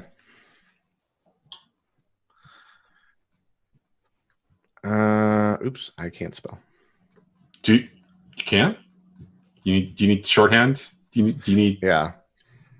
My notes look like a mess right now. And her brother. Okay. So Acer's by here. So I text because the only number I have is Morrigan. So text Morrigan. I was like, I'm going to Acer Industries. This meet a Trisha Bjorn. Okay, bye.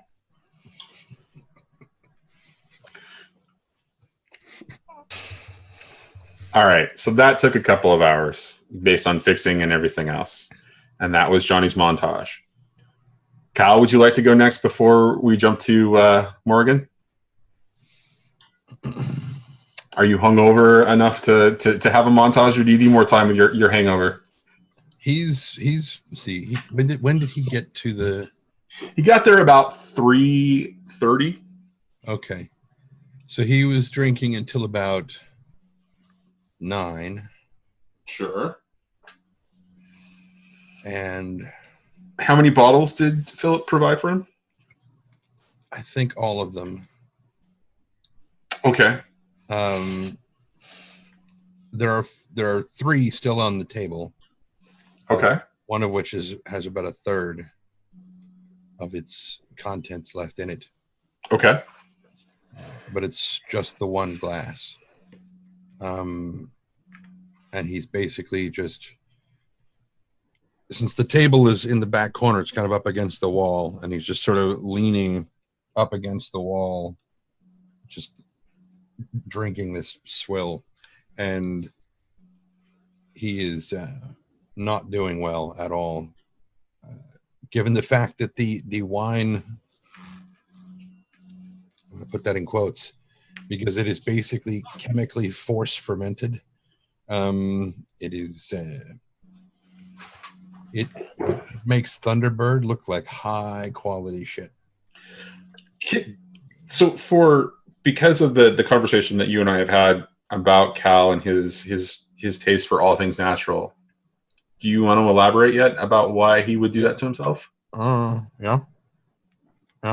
I mean, it is affecting him very poorly because he does not get along well with synthetic things. Extremely chemical things and whatnot do not sit well with him.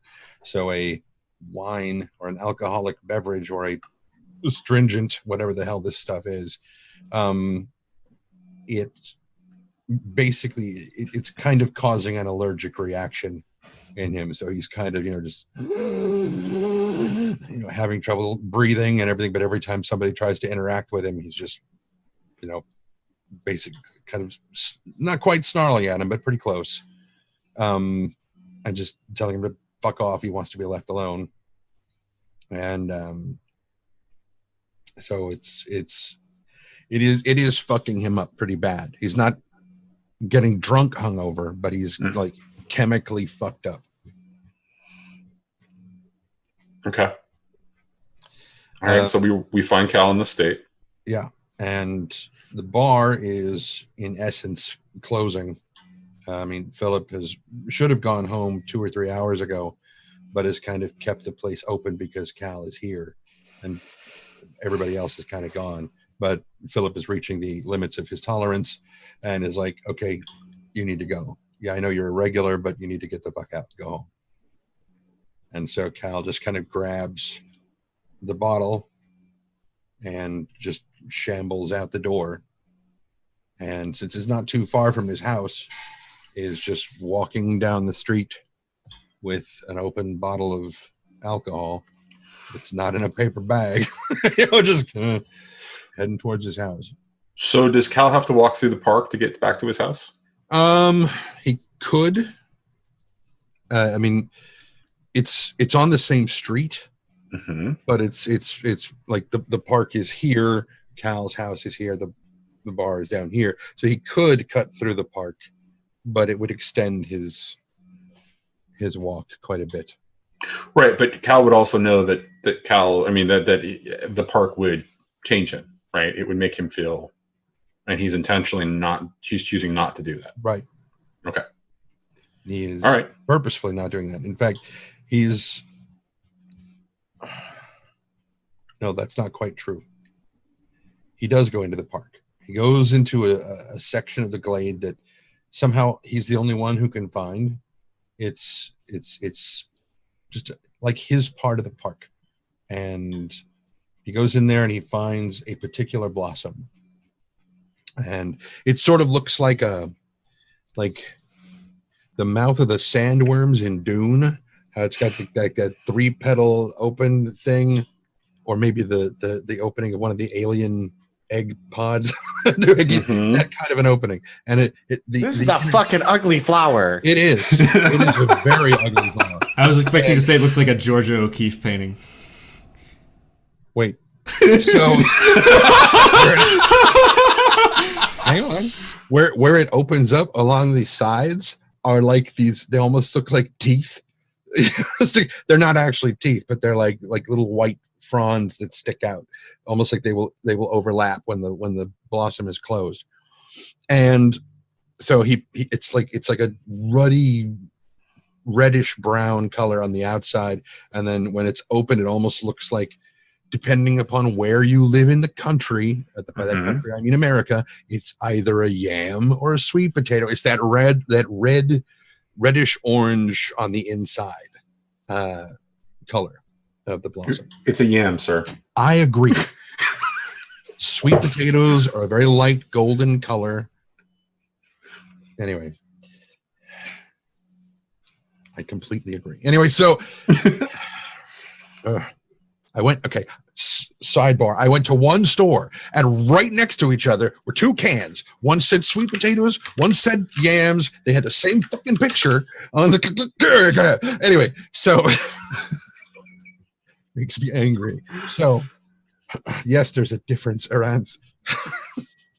Anyway, so he picks this blossom, and he takes it with him. Immediately heading out of the park, walking down the street, and he goes to the base of the building where they were interviewing their suspect. Well, not their suspect, but their spy, to the side where he jumped off.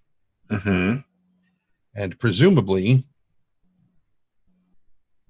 there's a bit of a mess, or what is left of a bit of a mess, because presumably it had been found and cleaned up as best it could be by now. Okay. He goes over there and he's kind of finishing the last of the bottle, and he is just weeping, absolutely weeping, as he sets that flower down. And if you want to know what that flower is called, and look it up on Google right now, it is called jackal food.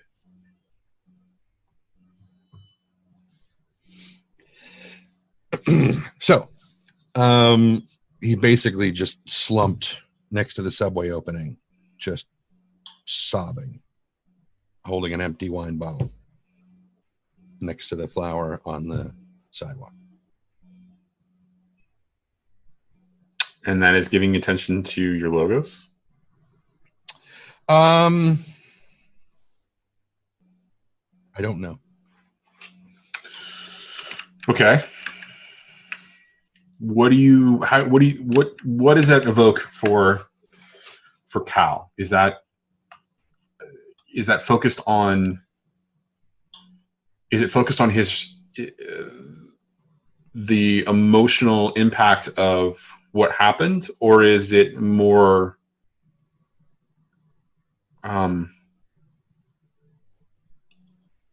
is it the emotional impact of the actual activity that happened, or is it loss? It is loss is normal. Loss happens. It's not that big of a deal. If Sure. it is relative to one of the logos theme books, it would be easy on the eyes, because when he was enticing this guy to talk to them, he was using ruggedly handsome and charming. So those two would be the. I guess that's where it would. But his thing it's grief over a wrong that he feels he has done to this person and can now not undo. Okay.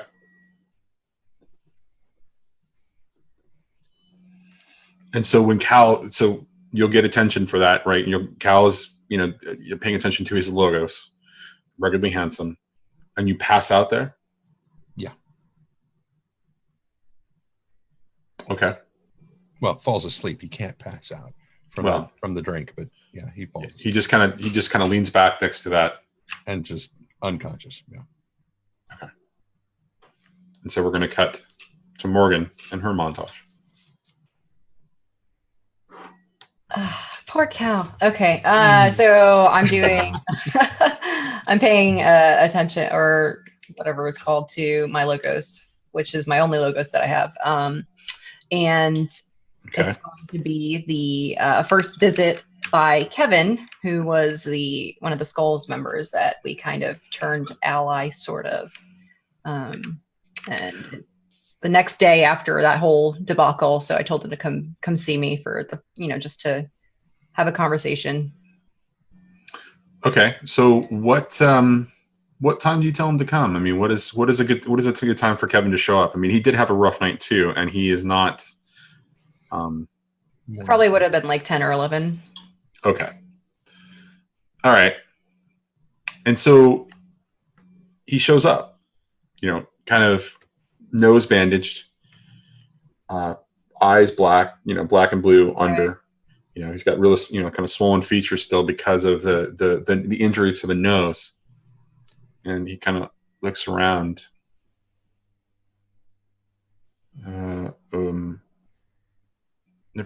Never been to a therapist before. What are we doing here? What do we do?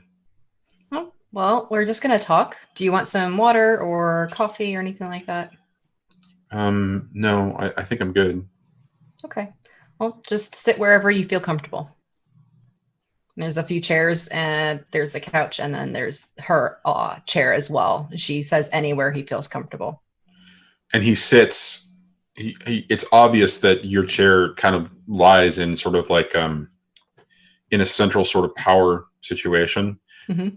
And you see that he obviously acknowledges that and sits almost the farthest from, the chair farthest from it, not on the couch that's there, but sort of off in a chair that's sort of almost at the opposite side of the room. And he just he sits there and, kind of puts his hands into his jacket and just kind of. Mm-hmm. So how do we do this? Well, since you've never seen a therapist before, I'll tell you first and foremost, since I'm a doctor, everything that we talk about is doctor-patient confidentiality agreement and all that. If you feel that after today you're not comfortable talking to me, you can leave at any time, and you don't have to come back. So this is on your terms. I'm here to help you explore potential options for maybe the next steps in your life based on how you're feeling. And, if you don't feel comfortable with the question, we'll explore why and then move on from there. You think that's okay? Sure. We'll give it a shot. Okay. He won't look you in the eyes. He won't meet your gaze. That's fine. So we met under unusual circumstances. So what we're going to do is put that behind us. And this is just going to be a reset. This is a reset button at this point. Can we do that, Kevin? All right. What does that mean exactly? Let's meet for the first time today. Okay. Okay. So I'm Morrigan. I constantly work with a lot of different people, from children to adults who deal with traumas. And so the trauma doesn't necessarily have to be one of emotion, but it can be physical trauma as well. So when you mention trauma, you feel that like guilt come up for him. Like Mhm. it's an immediate response, although he's really good at hiding the physical tells Mhm. of that response. Okay, cool. So Kevin, how would you describe your mood right now? Defensive. Okay, that's good. What else? Cautious. And when he says cautious, he Mhm. actually looks at you for the first time, just for a second, kind of acknowledging that you actually are in the room, and then he just kind of looks away again. Okay. What would you expect from our interaction today?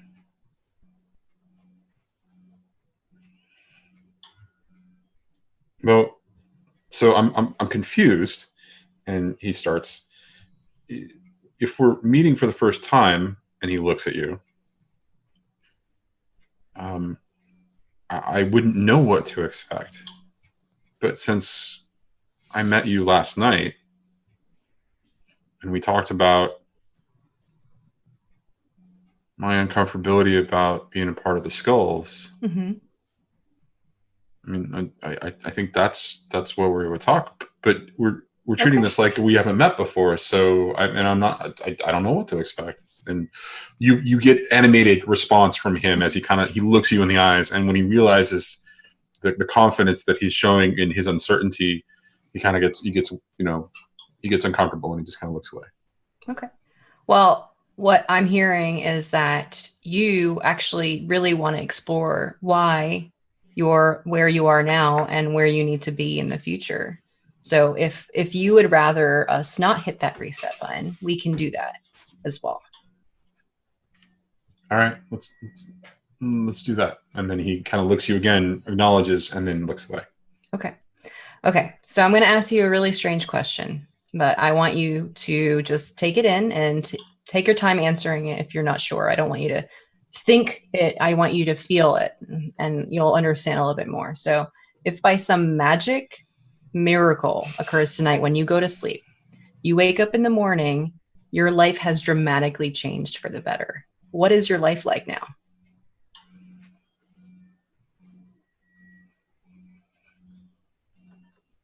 Got a good job.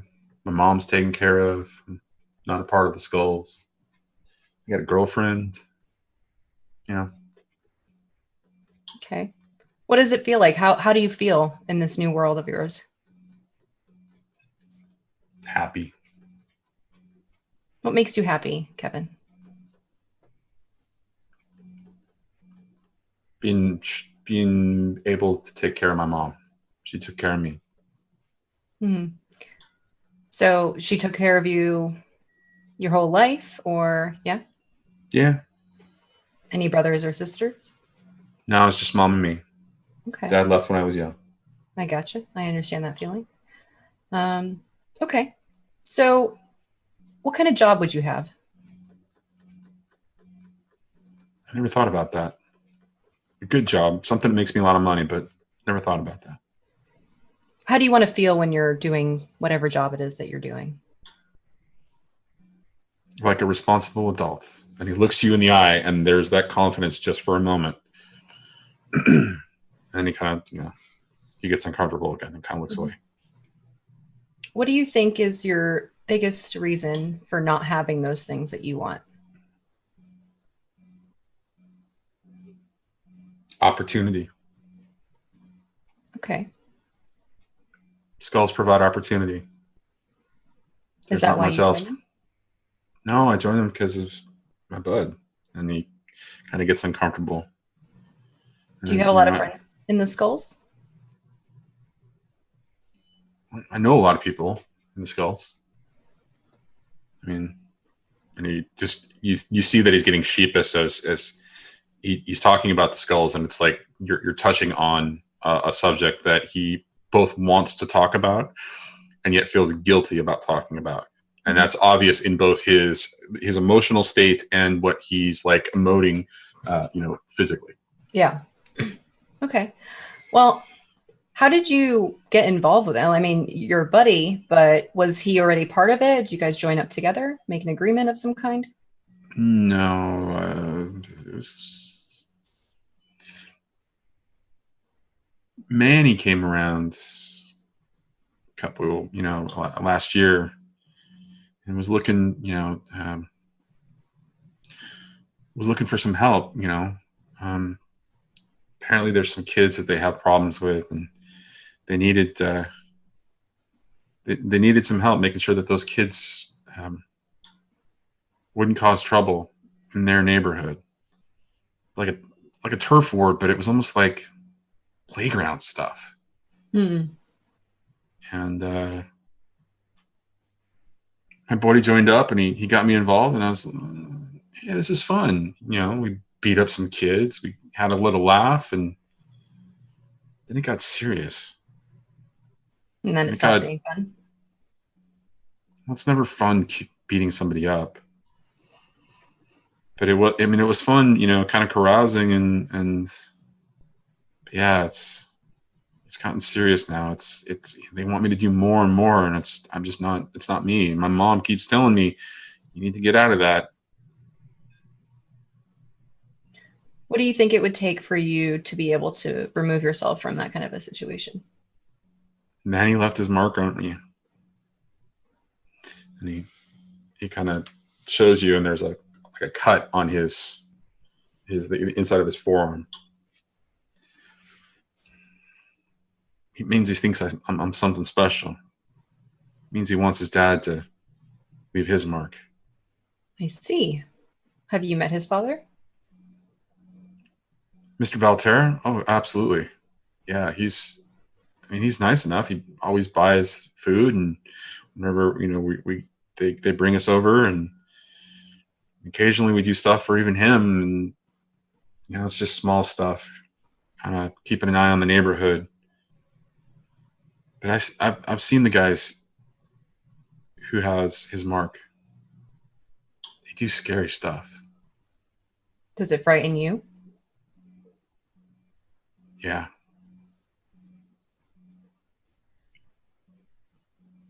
Does it remind you of something you've experienced before? No. But they do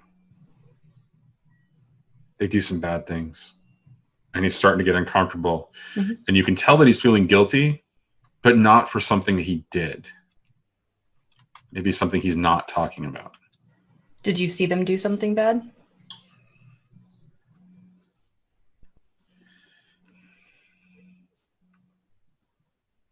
More than once. And you're afraid to speak out about it?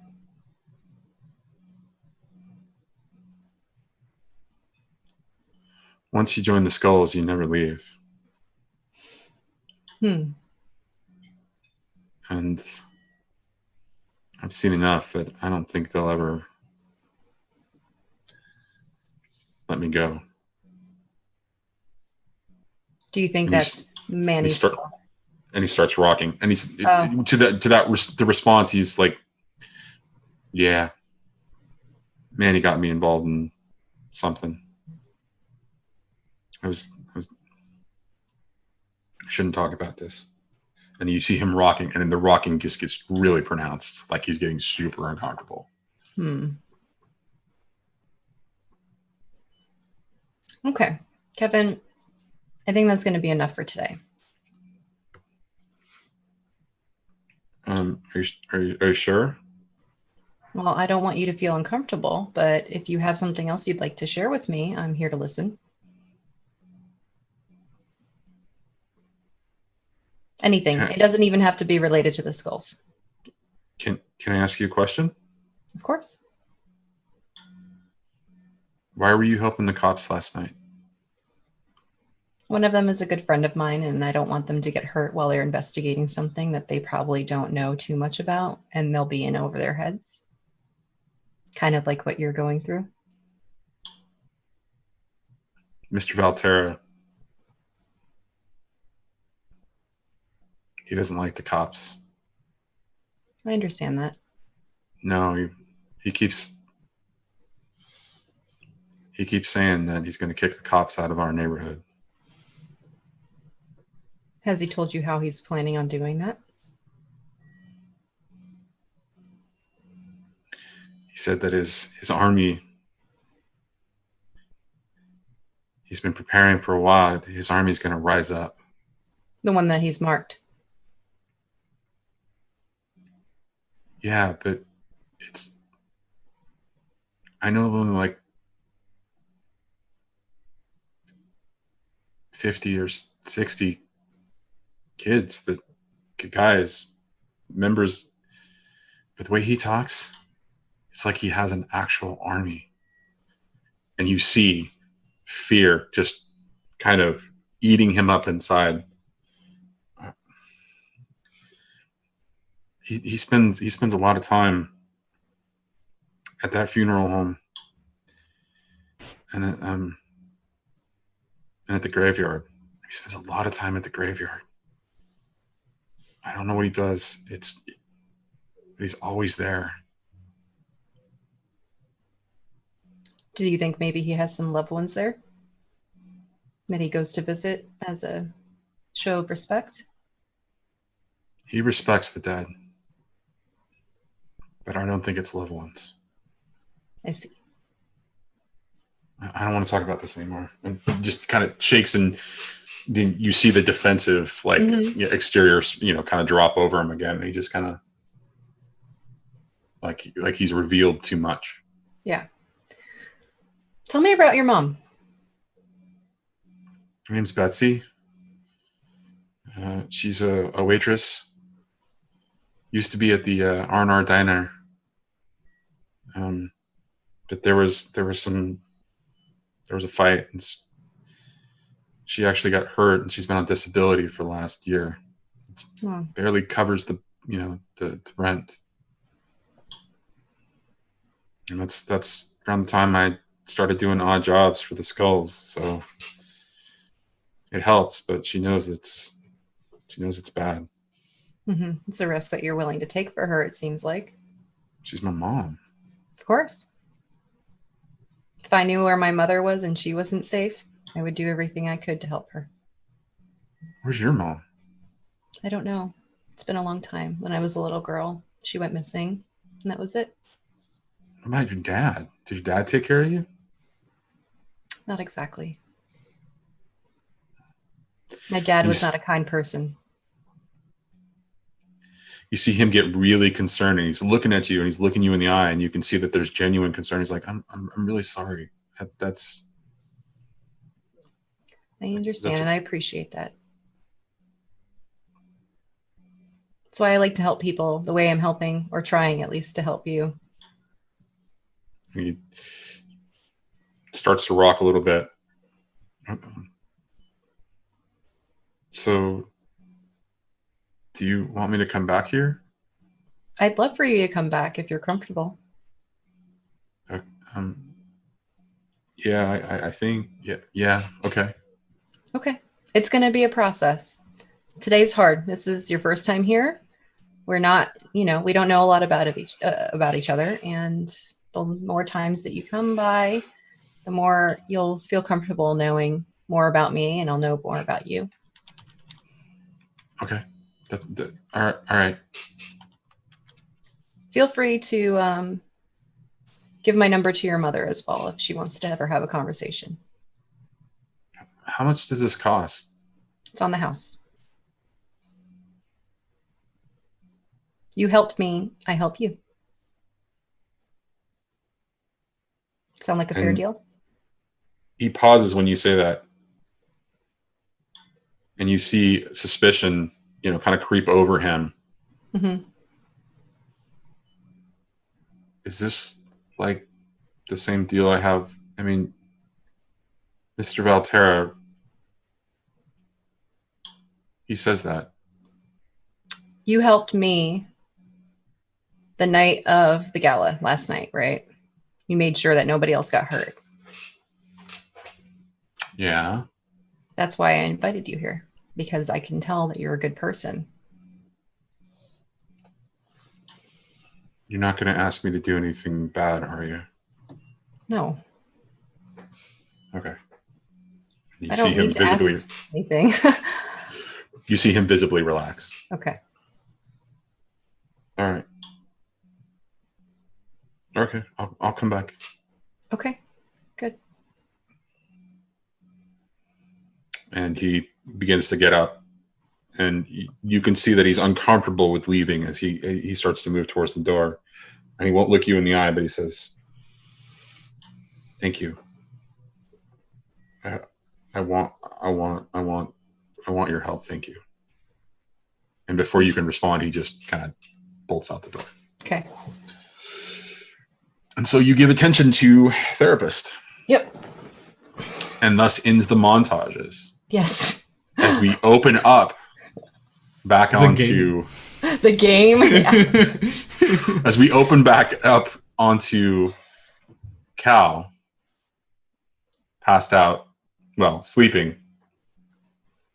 Power napping. Really fucked up, drunk sleeping. Something that Cal, is rarely used to, I'm sure, but he's... As you catch a scent. Do we have to cue, Corey Hart's "I Wear My Sunglasses at Night"? No, it's the morning, so no, you definitely no. It's afternoon at this point. Afternoon. I was going to say it's daytime right now. So no. Right, it's still no. Sun is starting to creep down towards sunset. As Cal, you're kind of passed out there. You're kind of leaning back. You start to smell something. Your senses are starting to come alive. It's heavy and it's feral, whatever it is.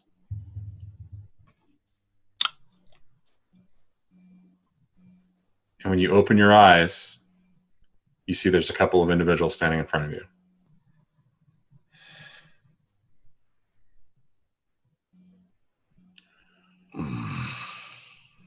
When you look up, one of them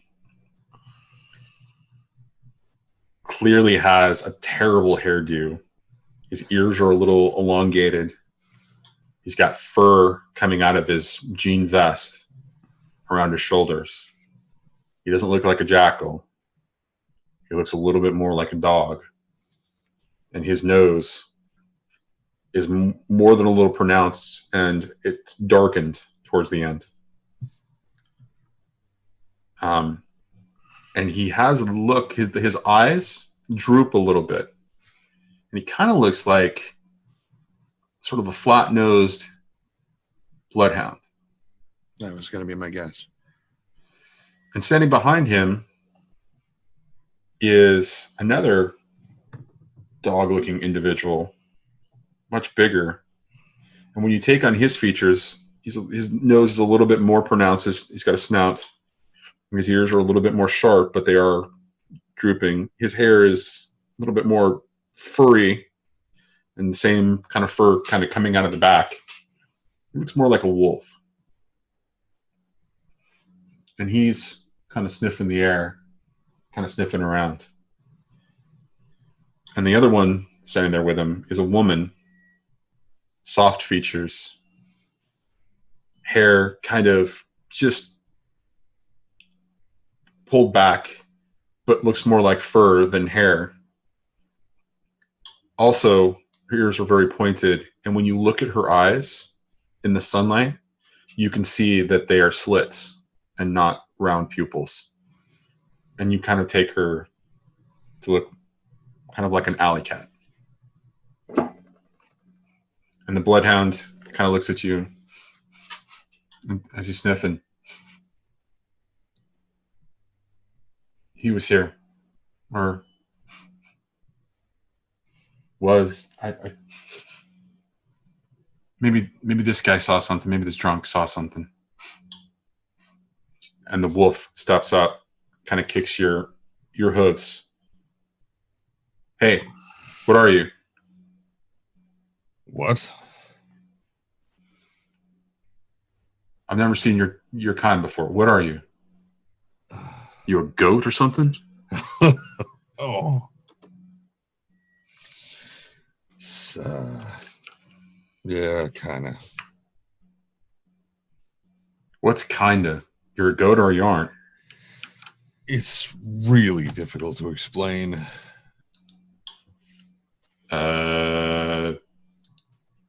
Okay. Were you around last night? Here? And you can see the bloodhound guy is kind of sniffing around more, kind of going towards the entrance of the subway. And the wolf kind of looks down. Yeah. Were you here last night? No, Does anything happen here? It's kind of with that. What is that? What is that thing? Is that a flower? Yeah. I mean, yeah, it's a flower. But no, I wasn't here last night. I got over here this morning, I think. What time is it? Buddy, it's like 4 p.m. Oh, I guess I got here about 7 hours ago, then maybe. I don't know. The sun was already up. Well, sun's going down, but Yeah. so you didn't see what happened here then? I guess not. What are you talking about? No, don't worry about it. Do you know who put that flower there? Yeah, I did.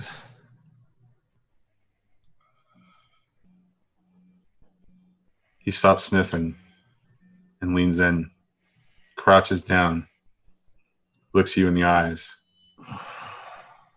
Why'd you put the flower there? Is it the wolf that does it? Yes. And Calvin puts his hand right on his nose. And that's the hand that was kind of scritching at the jackal dude's shoulder when he said, "Good boy, get out of here."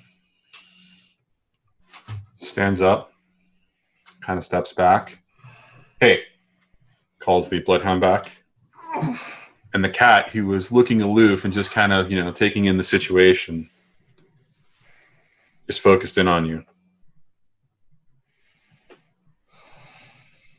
What's going on here? Where is he? I don't know. You smell like him. I know that. Where is he? And you see his starting to bare his teeth. You can get your hackles up all you want. It is not going to change the fact that the truth of the answer, and you'd be able to smell if I was lying. And he looks at the bloodhound, wouldn't you? That doesn't answer my question. I already answered your question. I don't know. I know. Then why are you... What is up with the flower? I know only that he was here. And don't tell me you can't smell the blood. And he growls at you. Of course I can. We all can. Yes, we all can. And for it to be that strong. Do you know what happened then? How he ended up dead here? No. All I know is it's likely that he did. And there's nothing I can do about it. That's the reason for the flower.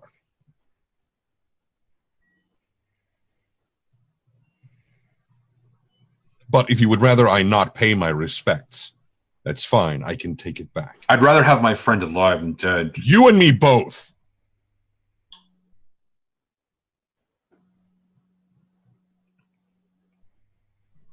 All right. And the woman steps up and she puts her hand on the shoulder of the wolf. And you can see that her hand is less like a hand and looks a little like a paw, the way that she holds it. And she puts it on. She's like, let me try. Give me a second.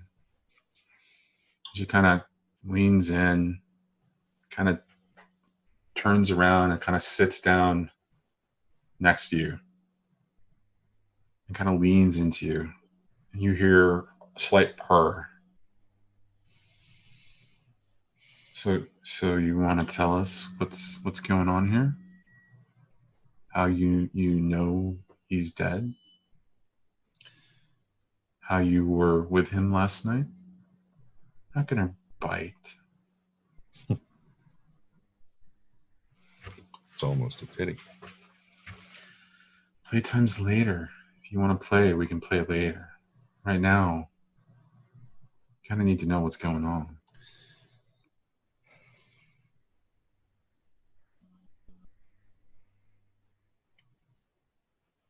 What I know is this.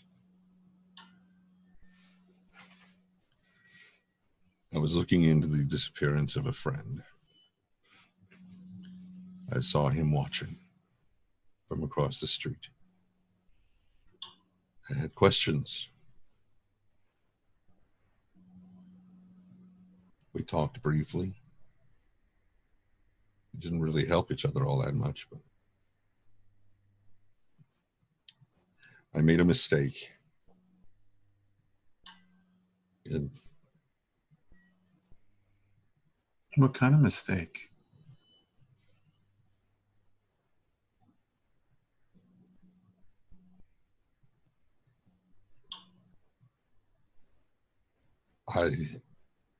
It's okay.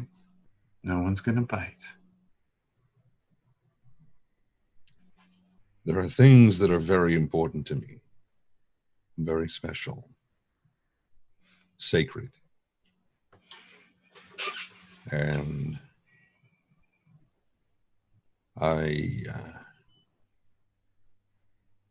in my desperation to find my friend, I threatened to use that as a weapon. And I was going to find him so that I could take it back and apologize for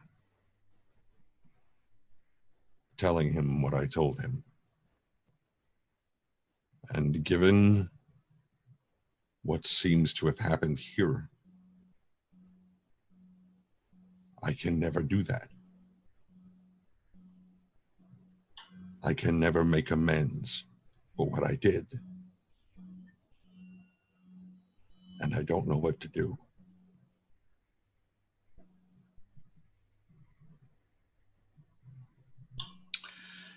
She kind of leans in and continues to purr. She's looking up at her friends, but you're not paying attention to them. You're lulled into the purr a little bit. And she says, "Did your friends do this?" I don't know.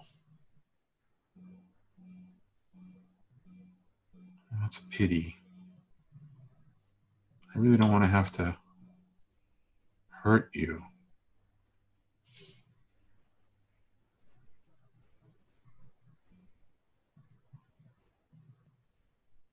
Do you want to help us? Since you feel so guilty. You want to help us avenge our pack?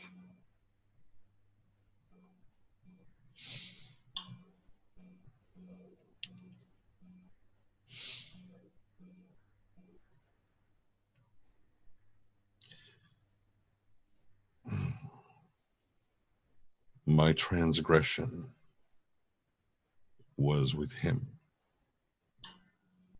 not with you.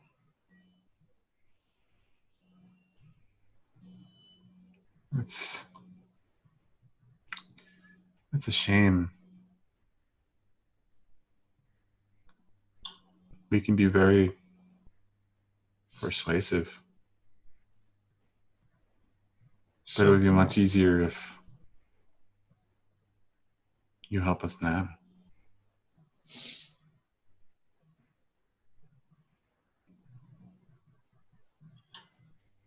How?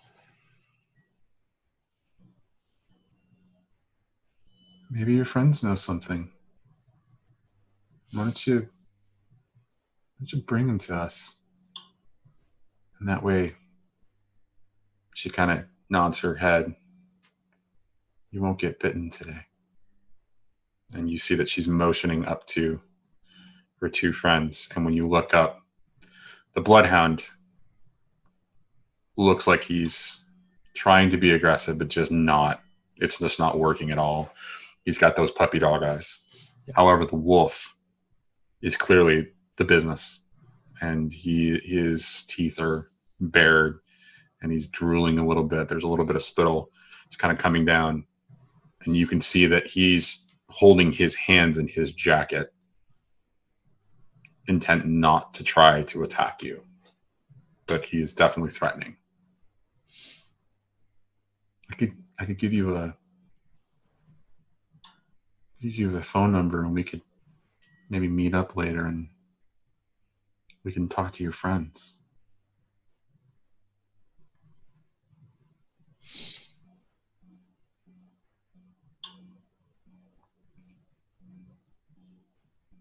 All right. Yeah.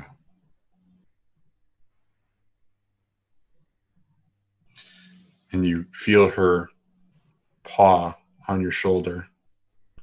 She kind of pushes herself up. And it's this weird sort of, elongated body kind of emotion that a cat would make, just sort of uncomfortable to look at. But she kind of pushes herself up in one motion. And she reaches in to her jacket. And she kind of pulls out a flyer. And it's sort of like in between her fingers, like as her paw. And you can, as she's doing this, you can see more of her and that her skin tone, there are shades or patches. And there's like almost a light fur kind of on certain parts of, her neck and, her chin. And she passes it. This is a club we kind of hang out in. Call that number. Tell him you're looking for Sarah. Tell him we met today. And we'll tell you where to go.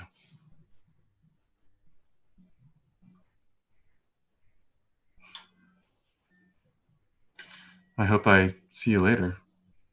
Wouldn't want to have to let the dogs loose. And he reaches over and grabs the flower. And he holds it up and says, did he have a place? A better place than this? To put this?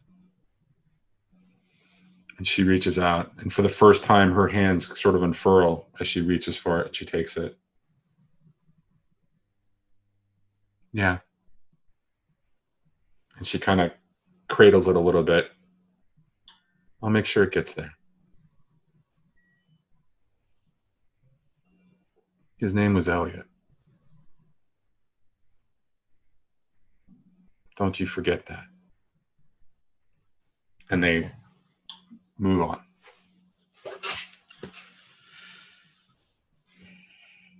And we're going to leave Cal there, sort of destroyed for the moment in that situation. And we're going to cut to Gio, who's ending his shift. So Gio, you're working the casino bar all day, serving drinks, people coming up back and forth, right? And you're keen to hear anything about the disappearance. Talk to us a little about the underbelly of the casino and who of the criminal world would kind of frequent it.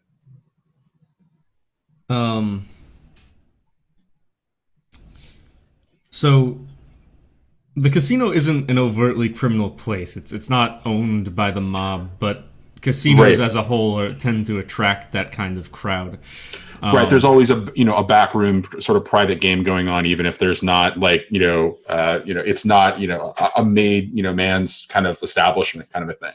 Exactly. And so Gio would be pretty familiar with some of the more organized crime in the city. He wouldn't necessarily have too many connections to like the lesser gangs of the city, but right. certainly You would more know he would organized. definitely be connected more to the mafia than the street gangs, right? Correct. And the Queen of Hearts, because it's a fairly old establishment and run down in some ways, a lot of it is the old timers. It's not like the new up and coming sort. It's the guys who have been in business for 40 years or 100 years and who have been coming to this bar, and their parents were coming to this bar, and have been doing so for generations. Gio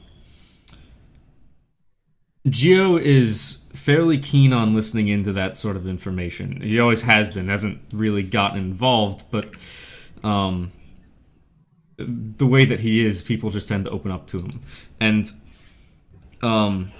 when Mulligan walked into the bar, because Mulligan's a regular, Gio was pretty casual with him and you know, open. But as soon as a regular customer walks in, or someone who he's not like as familiar with, Gio would immediately stop talking about like himself, and his weary eyes would turn to a smile, and he would just immediately be going around and serving people and being as cheerful and welcoming as possible, and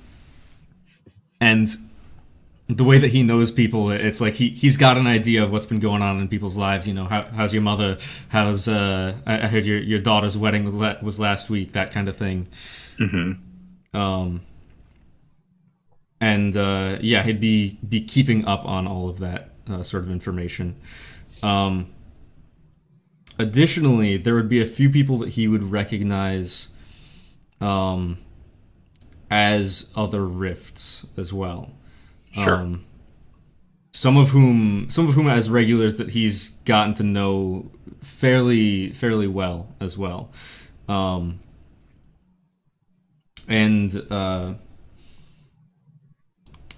So one of them in particular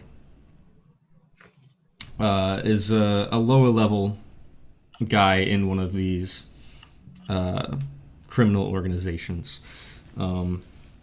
He's been fairly friendly with Gio in the past. Goes by Vinny. And Gio knows that it's just you know, Vinny walks into the bar, Gio flags him down and it's pouring him a drink already. What does he have? He orders a classic rum and coke. Kraken rum. It's not Johnny we're talking about here. I know, but every time I can bring in the Kraken, it's fun. Even though he's not even here right now. Look, it's an empty chair. He's off fighting with Kraken or something. Stop Kraken.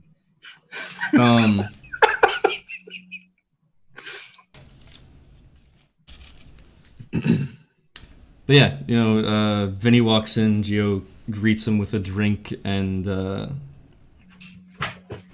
says, "Hey, Vinny, how you doing? How's the old woman?"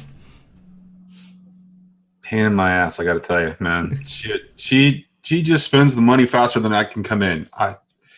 If it's not, you know, new couch, it's not, you know, new freaking curtains, man. She's redecorating the bathroom. Now she's talking about kitchen. Oh my god. Hey, I feel you, man. But don't forget, there's a reason you do this, right? Man, you know, I thought it was all fun and games, little vacations in Florida whenever I could get a chance to. But, you know, I don't know. So what's going on? What's going on here, Gio? What's the word on the street? Well, you know, I was working a job last night and wasn't expecting to. Fucking Jimmy, am I right? Yeah, have you seen him? Like, there's a bunch of people looking for Jimmy. Skip town, from what I hear. I hope it's that and not concrete shoes.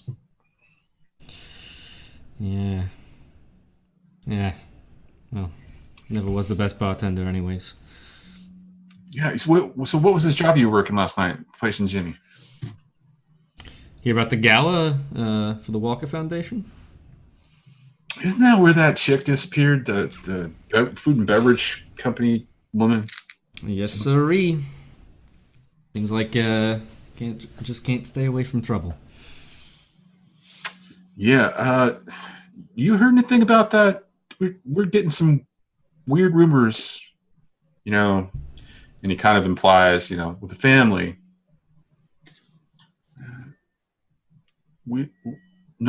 Nobody knows what's going on with that. Usually some sort of, if it's a kidnap job and it's moving that big, somebody knows something, but like none of the family knows, and none of the cousins, and when he says cousins, he's implying other crime families. Mm-hmm. None of the cousins know anything either, which is really kind of strange. You heard anything? All I know is detectives sniffing around the scene. It looked like there was some no good punks there. Skulls, I think. Do you drop the name of the detective just out of curiosity? No. Okay. I will say, we were. How I've been talking about that problem that you have, or. Listen, man, you promised me that you wouldn't say anything about it, No, right? no. It's been my last flare-up was a couple of weeks ago. Come on, Not that one. Not that one. What do you? Gio, I don't want to talk about that, man. It's not real. I don't buy it. It's not real. I don't know what the hell you're talking about, man. Just no. And he starts to get uncomfortable as he takes his drink and he kind of downs it, which is not Kraken rum, by the way.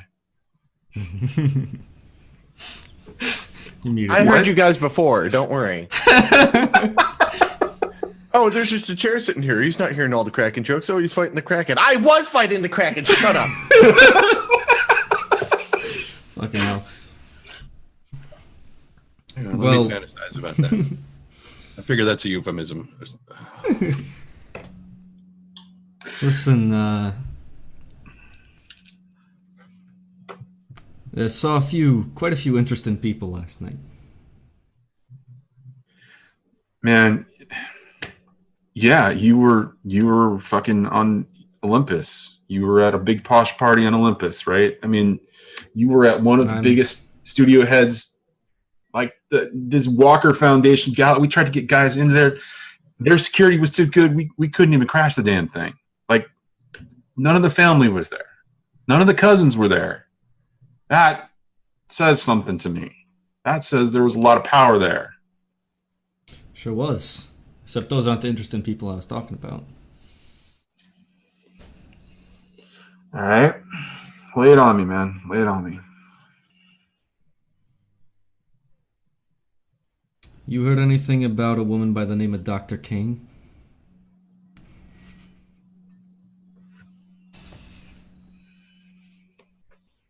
Why? Just curious. Take that as a yes. Hell of a bird. I hear she handles special cases.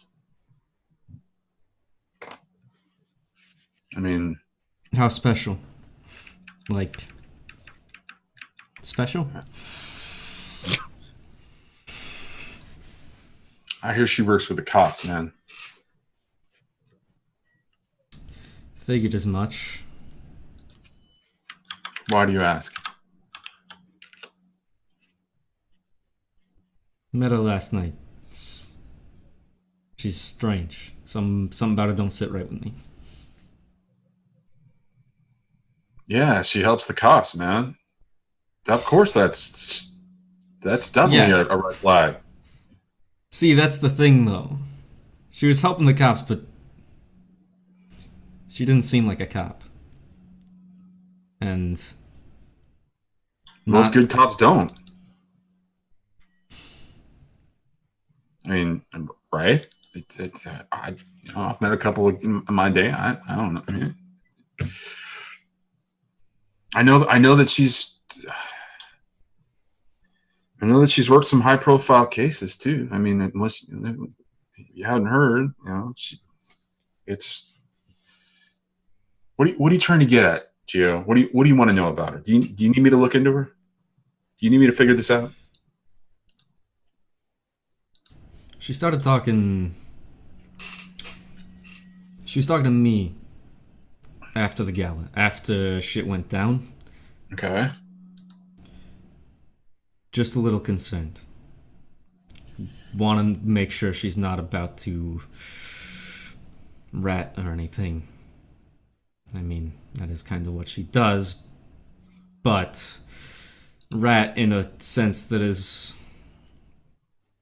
Well, you do know she works the high profile crazy crime cases, right? She's not just like, you remember that guy last year supposedly killed his family.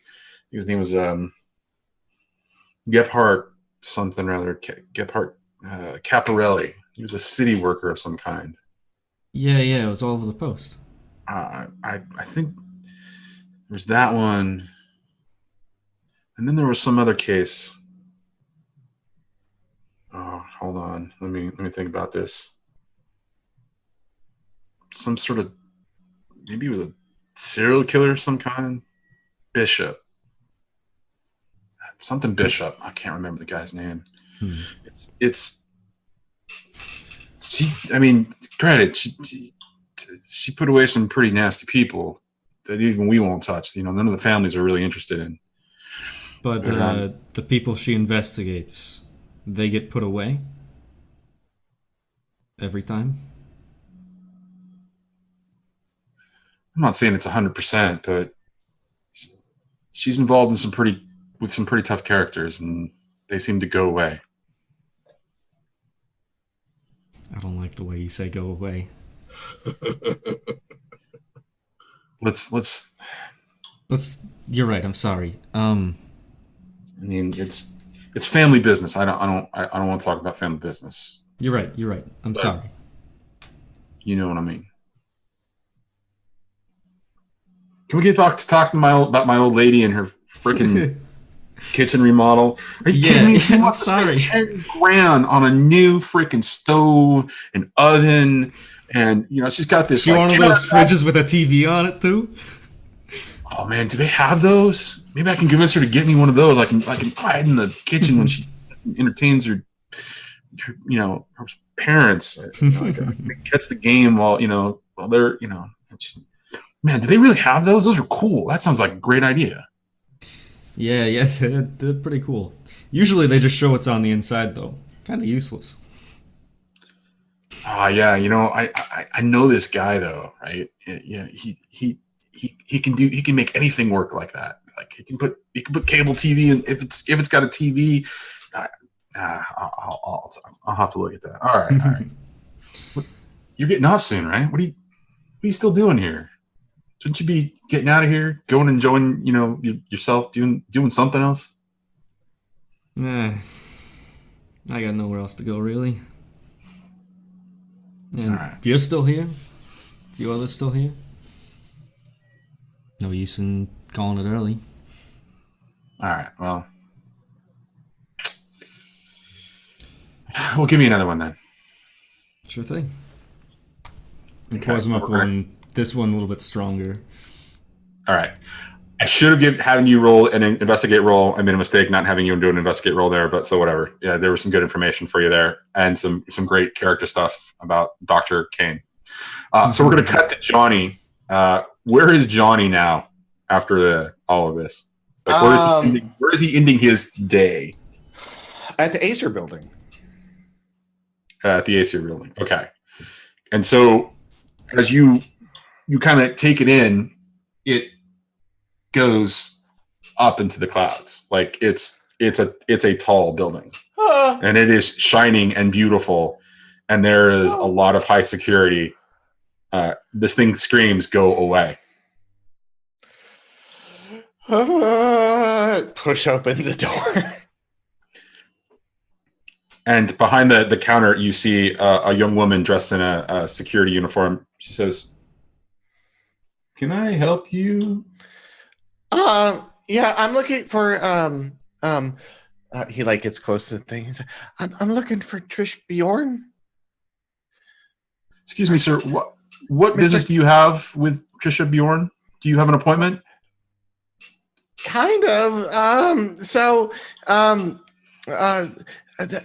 Don't tell her this, but her dad kind of sent me over here because she hasn't been responding to his calls at all. Trish is not in right now, sir. Do you want to leave a message, because it's clear that you don't have an appointment, and she's not here. So, well, Mr. Gallows sent me over. My father sent you over, and up steps from behind you in the door. You're that strapping young lad, and you see that it's Harold as you turn around. Yes. What are you doing here?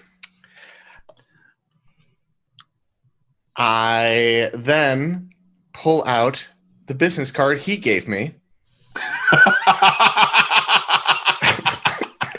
and go, just a man I wanted to see.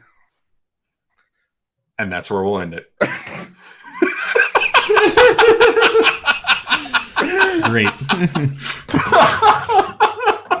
That was well played. I forgot about the business card. That was so good. I only remembered about the business card because Mr. Gallows gave me one, and I was like, is this a family thing? And then... No, yes. It's an adult thing.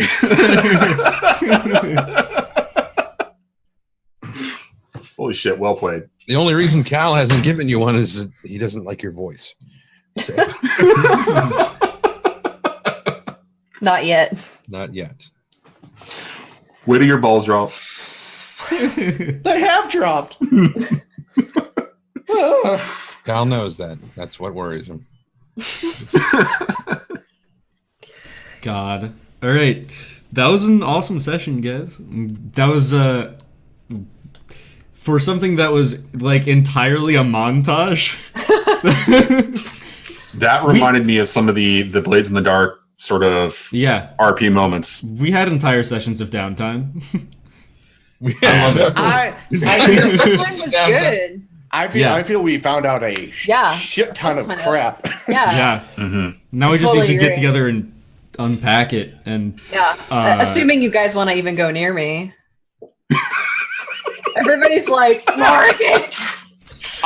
Johnny's texting you, going like, I'm gonna be here. Yeah, because he didn't understand. He smelled the blood and thought it was just like fresh chicken or something. Someone's cooking steak. Johnny wouldn't have smelt the. No, he wouldn't have. Gio's just one of those insightful individuals. Yeah. Gio's nostril hairs are probably burned from all the alcohol he's been around. He can't really smell anyways. Is that how that works? Probably. Yeah. Who knows? All right. Well, let's close things up here by going around to our cast. Tell me what you guys each thought of today and where we can find you on the internet. Starting with Meta, the bane of all of our existence. Apparently, I made a mistake. No, I don't regret it whatsoever. I know. I don't regret you doing it either. Thank you for not regretting it. It was a beautiful moment that we're still kind of dealing with. Yeah, good. Great. That was the intention. So I'm Metamancer. I am also a game master, and I'm a digital artist, as well as several other things, development. I mean, like, jack of all trades kind of deal at this point, it feels like, even if I'm not good at anything. And I play Morrigan on this show on Thursday nights. I play a homebrewed game on Tuesday nights on Unmade Gaming's channel, and then I run my own campaign on Sundays of Call of Cthulhu Reveries. And today's episode was really good. I feel like we learned a lot about the characters. I think the audience learned a lot about the characters. Johnny did the one thing that that was the question that I forgot to ask him, Loke. Like, that was today.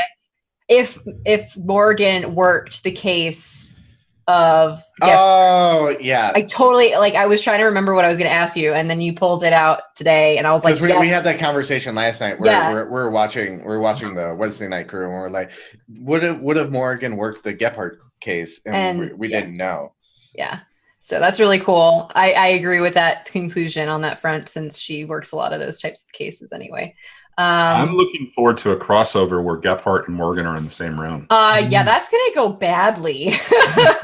Especially with how protective Flora is around him right now, and that weird sort of weird triangle that's going on with Derek just having been introduced, or Flora introducing herself to him.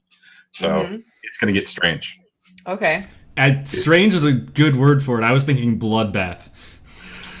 I mean, I would like to say, when we were watching it last night and you introduced that, Meta was losing her goddamn mind. She was like, no, I knew he was going to do that. And I was just like...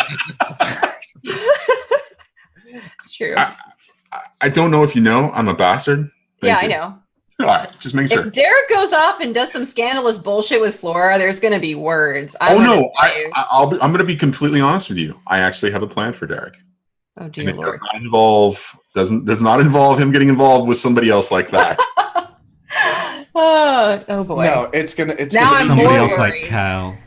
I wasn't gonna say. But yeah, no, it was a really good episode. I did not see things going the way that it did today at all. Like, not even close. It was good though. Yeah. I could take hours talking about this. I'm just going to let somebody else continue. Yep. All right, Trendane. What? Oh. The thing. Yeah, outro. So I'm Trent Sparks. I was playing the woefully, pitiably drunk, whatever the fuck his name is, Calvin. Heartbroken. Yeah, kind of. Yeah, Calvin Gannicus, and I think you mean Godicus. No. I don't. When he was like, what are you? I'm like, how the hell would Calvin describe this? Like, he wouldn't. Okay, let's move on. So, fuck it, just leave it with, it would be difficult to explain. Like Johnny said, we had a moment like that with Blades in the Dark about a year ago. Well, no, not quite a year ago, about 6 months ago or so. Mm-hmm. And I was just like, as as the conversation started drifting that way, I was like, oh, here we go. Okay, now what do I need to think of to get the waterworks? Got it. And it's just, I could feel it starting. I'm like, which side is the tier gonna run down first? I can't quite. All right, taking bets. Everybody place your bets. Place it, because I didn't say it, so nobody knew. And so it finally drops at the right side. I'm like, damn it! I had called the left side. Fuck it, whatever. But yeah, it was a blast. I love getting to do that sort of thing. And I knew that this was going to come up because Calvin, it's not that he's never felt guilty about anything since, becoming a Rift. Well, no, actually, he hasn't felt guilty about anything since becoming a Rift. But, this was the first time that something has happened that he couldn't make up for it. And so I knew that this was going to be a very impactful moment for him. So I'm like, self-fulfilling prophecy with Morrigan there. Great. It was so awesome. Well, I'm looking forward to the dynamic that's going to come from that and the confrontation that could happen between Morrigan and Cal, because that seems like it's going to be some phenomenal storytelling. It's gonna be great. It's gonna be great. I love it so much. But for where you can see me next, probably on Saturday, over on Arvin Elrond's channel. I will be playing more D&D 5th edition with my human druid, Circle of the Moon druid named Fifely Harper, who is still presently a rock elemental, or earth elemental. But so he doesn't get to talk very much, which is awesome.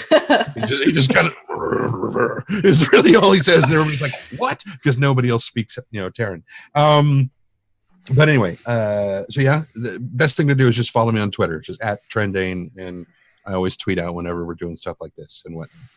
And hopefully in the near-ish future, you will also get to see the Beyond Skyrim Iliac Bay trailer. That I did the recordings for that last night. Well, technically this morning, it was around dawn. I finally finished them and turned them in. So I'm very tired. And that's where you can find me stuff with McLoken. Go. Hi, I'm McLoken. I stream here thanks. on Twitch. Hi. Oh, hold on. It's a poorly edited video. Oh, right? I see. Hi, I'm McLoken. I stream here on Twitch. You can catch me at twitch.tv/McLoken. I do a D&D show. Can someone fix that in post? Can someone clip that and fix it in post, please? Yes. I do my own D&D show on Wednesdays called Chosen, which is a Final Fantasy 5e homebrewed campaign that I created out of my brain. And then I do this wonderful campaign where I play Johnny. And then Sundays I play Sergeant Buddy Fisher over on Metamancer channel on our Call of Cthulhu campaign. Who that guy can't shut the fuck up. Yeah, I'm sensing a theme here with your character. I mean, Johnny shuts up. Johnny, because Johnny puts food in his mouth, and Johnny shuts up. Malcolm doesn't even do that. He just keeps talking. Yeah, that's true. Yes, he does, and then he opens imaginary doors that and then teleports weapons into his hand, as I saw last night. And then made shadow ninjas. Quick side note, real fast for Morgan, because the kid that you're interviewing, the thing, Kevin. Thank you. He mentioned Malcolm by name. Yeah. And she was there when Calvin described the incident at the coffee shop with Malcolm, and so she knows that name. She's putting a lot of pieces together right now. Actually, she saw him at Xanadu, didn't she? She saw him last week at Xanadu. That's right. Because Johnny pointed it out, and then Gio and Cal had a big reaction to that. That wasn't Malcolm. That was Mr. Xanadu. Right. Mr. Xanadu was there. Of course. I'm sorry. Of course. It's easy to confuse the two. As am I. I'm just confused as to why Mr. Gallo's children have the last name Bjorn. Just wait till you see. Baby Bjorn. They make cribs. Different mother. There was a time when she was like, they're gonna have my name and whatever. I don't care. Like my 45th wife. Yes, fine, whatever. Fair enough. Finish. I think I have an idea who Mr. Gallows is. What ripped he is? Do you know who? What ripped he is? Yeah. Yeah. Do you know who the? Oh, he's not a rift. He's an avatar. He's sure. Yeah, but what I mean by that is like he's always been an avatar. How many eyes does he have? How many eyes does he have? Yeah. The normal amount. Okay, I definitely know who he is. Yeah, we theorized after every show. We're like, who's this guy? I know who Mr. Gallows, because by his name and how many eyes he has. Mm-hmm. I did it. You did it. Yeah. Solve Right. the mystery. All right, Johnny, why don't you tell us about yourself and some other things tonight? Who am I? I'm Johnny, VideoStoreCowboy on Twitch, VidStoreCowboy because I hate the 15 character limit on freaking Twitter. You can find all my information on the channel. I am the GM for 6 and 20. We do this 3 times a week. This is the 3rd show of the week, Thursday show, Team Esper. Best team. Esper, get it? Yes. Well, yeah, right. I got it. Okay. So Tuesday nights we do it on my channel with Team Doozy. On Wednesday nights, it's I think they're going with Team Ignis on Unmade Gaming's channel, and then tonight here on NotSoSpeedRuns. I will be over on Arv and Eleron's channel tomorrow night for the premiere of Esper Genesis. That's right. That's right. That's right. That's going to be fun because guess what, guys? I only have to play one character. I only get to play one person. Oh my god, it's going to be like a vacation. But yeah, so what is Esper Genesis?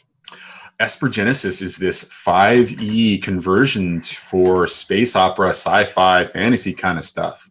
It's sort of like Star Wars, but not Star Wars. Yay. I thought it was the prequel to this cruise show. Well, so when you guys chose Esper, I was like, damn it. When I talk about it. Trent said something about it, but I was like, we're not on the show. Yeah, it doesn't matter. And I knew you were, but I don't fucking care. He didn't mention that. Yeah, the way that Arv was doing that, I did not mention it to anybody specifically because he just, he was doing a very specific way of like introducing everybody, announcing who was on the show. And so it was like, okay, I didn't tell anybody. And I felt kind of bad about that afterwards because everybody was like, why did you say something? I'm like, well, they want to do the intro themselves. So anyways, but yeah, so I'm going to be over there. I don't know what my character is yet. I have to do a bunch of reading tonight, tomorrow.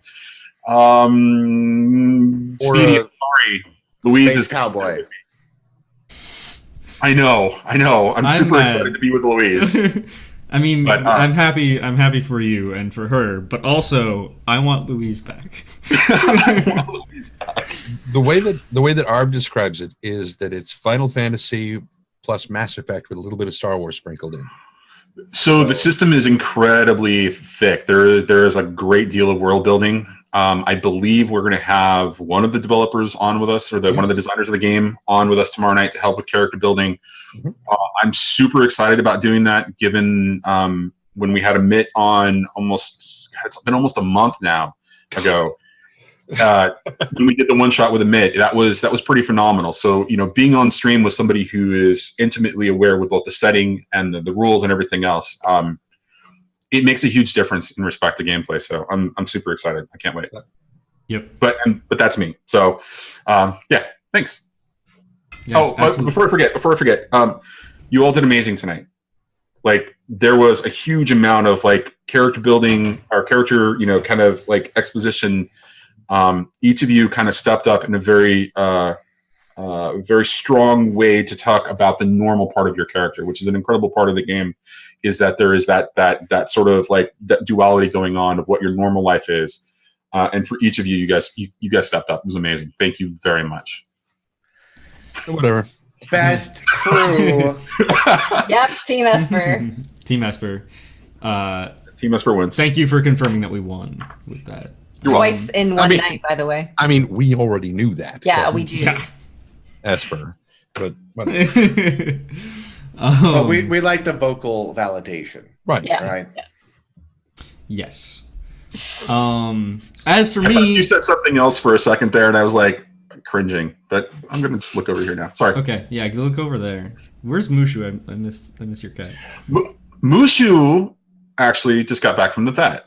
He was been sick, so yeah, he's doing better now. He's got fluids and stuff, but yeah, he's Okay. He didn't have. Glad to hear he's okay. yes. You asked, so I'm telling you. Thanks. Was Sam feeding him marbles again? Let's not talk about what Sam does with our animals. Her cat, whose name is Pig, is always a troublemaker. So let's just leave it at that. I won't press further on stream. Clarification on that. But as for me, I'm Speedy. This is my channel. You can see me here playing some other games. Tonight was really awesome. I'm really glad everyone had like their own individual really awesome moments, which was really cool to see how we interact when we're not all around each other and like kind of being steamrolled into this world of mystery that we have to solve this crime. So it was really cool just seeing those little personal moments. you can catch me on this channel playing some other games. Tomorrow afternoon, I'm actually going to be live again. I know I haven't been on that much, but I am going to attempt to finish up Red Strings Club. Probably going to be on around 4 o'clock tomorrow for that. And other than that, make sure you follow this channel, and make sure you follow the channels of all of the cast here, except for Trendane, because he doesn't have a channel.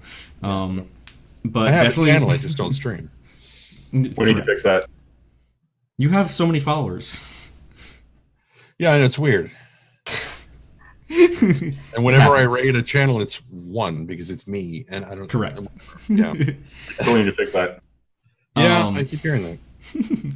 But definitely go follow VideoStoreCowboy and Unmade Gaming as well for the other sides of this show. 6 and 20 is this crazy collaborative thing that we do, so you should definitely go check out both sides of it. If you haven't seen the past episodes, you can go check them out in the VODs or on YouTube, which the link is in chat right there.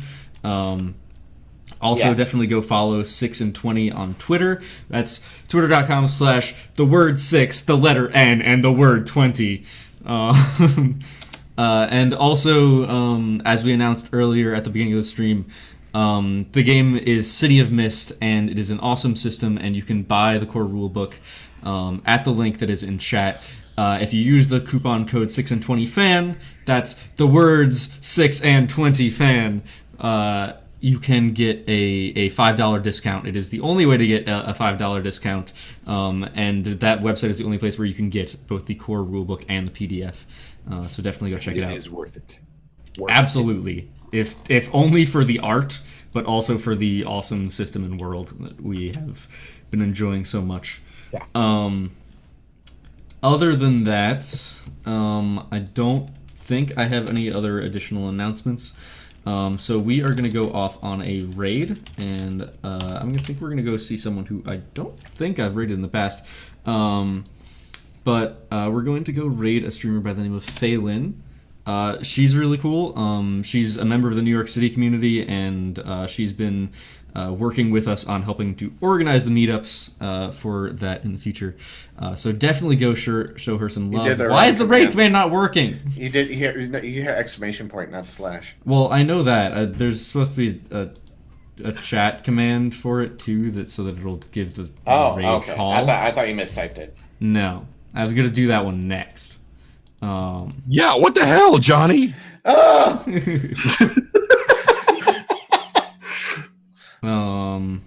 Here, I'll just copy and paste the thing into chat. Bro streamer. Feel like we're on my channel. Mm-hmm. There we go, and we're gonna put the /raid fade in there now. So thank you guys so much for coming out here and watching. This has been a really awesome show. I can't wait to see what happens next week. I hope to see you all there. And as always, when you find yourself investigating what appears to be several missing persons, and one of your crew members is a murderer, don't forget to take it slow. Bye!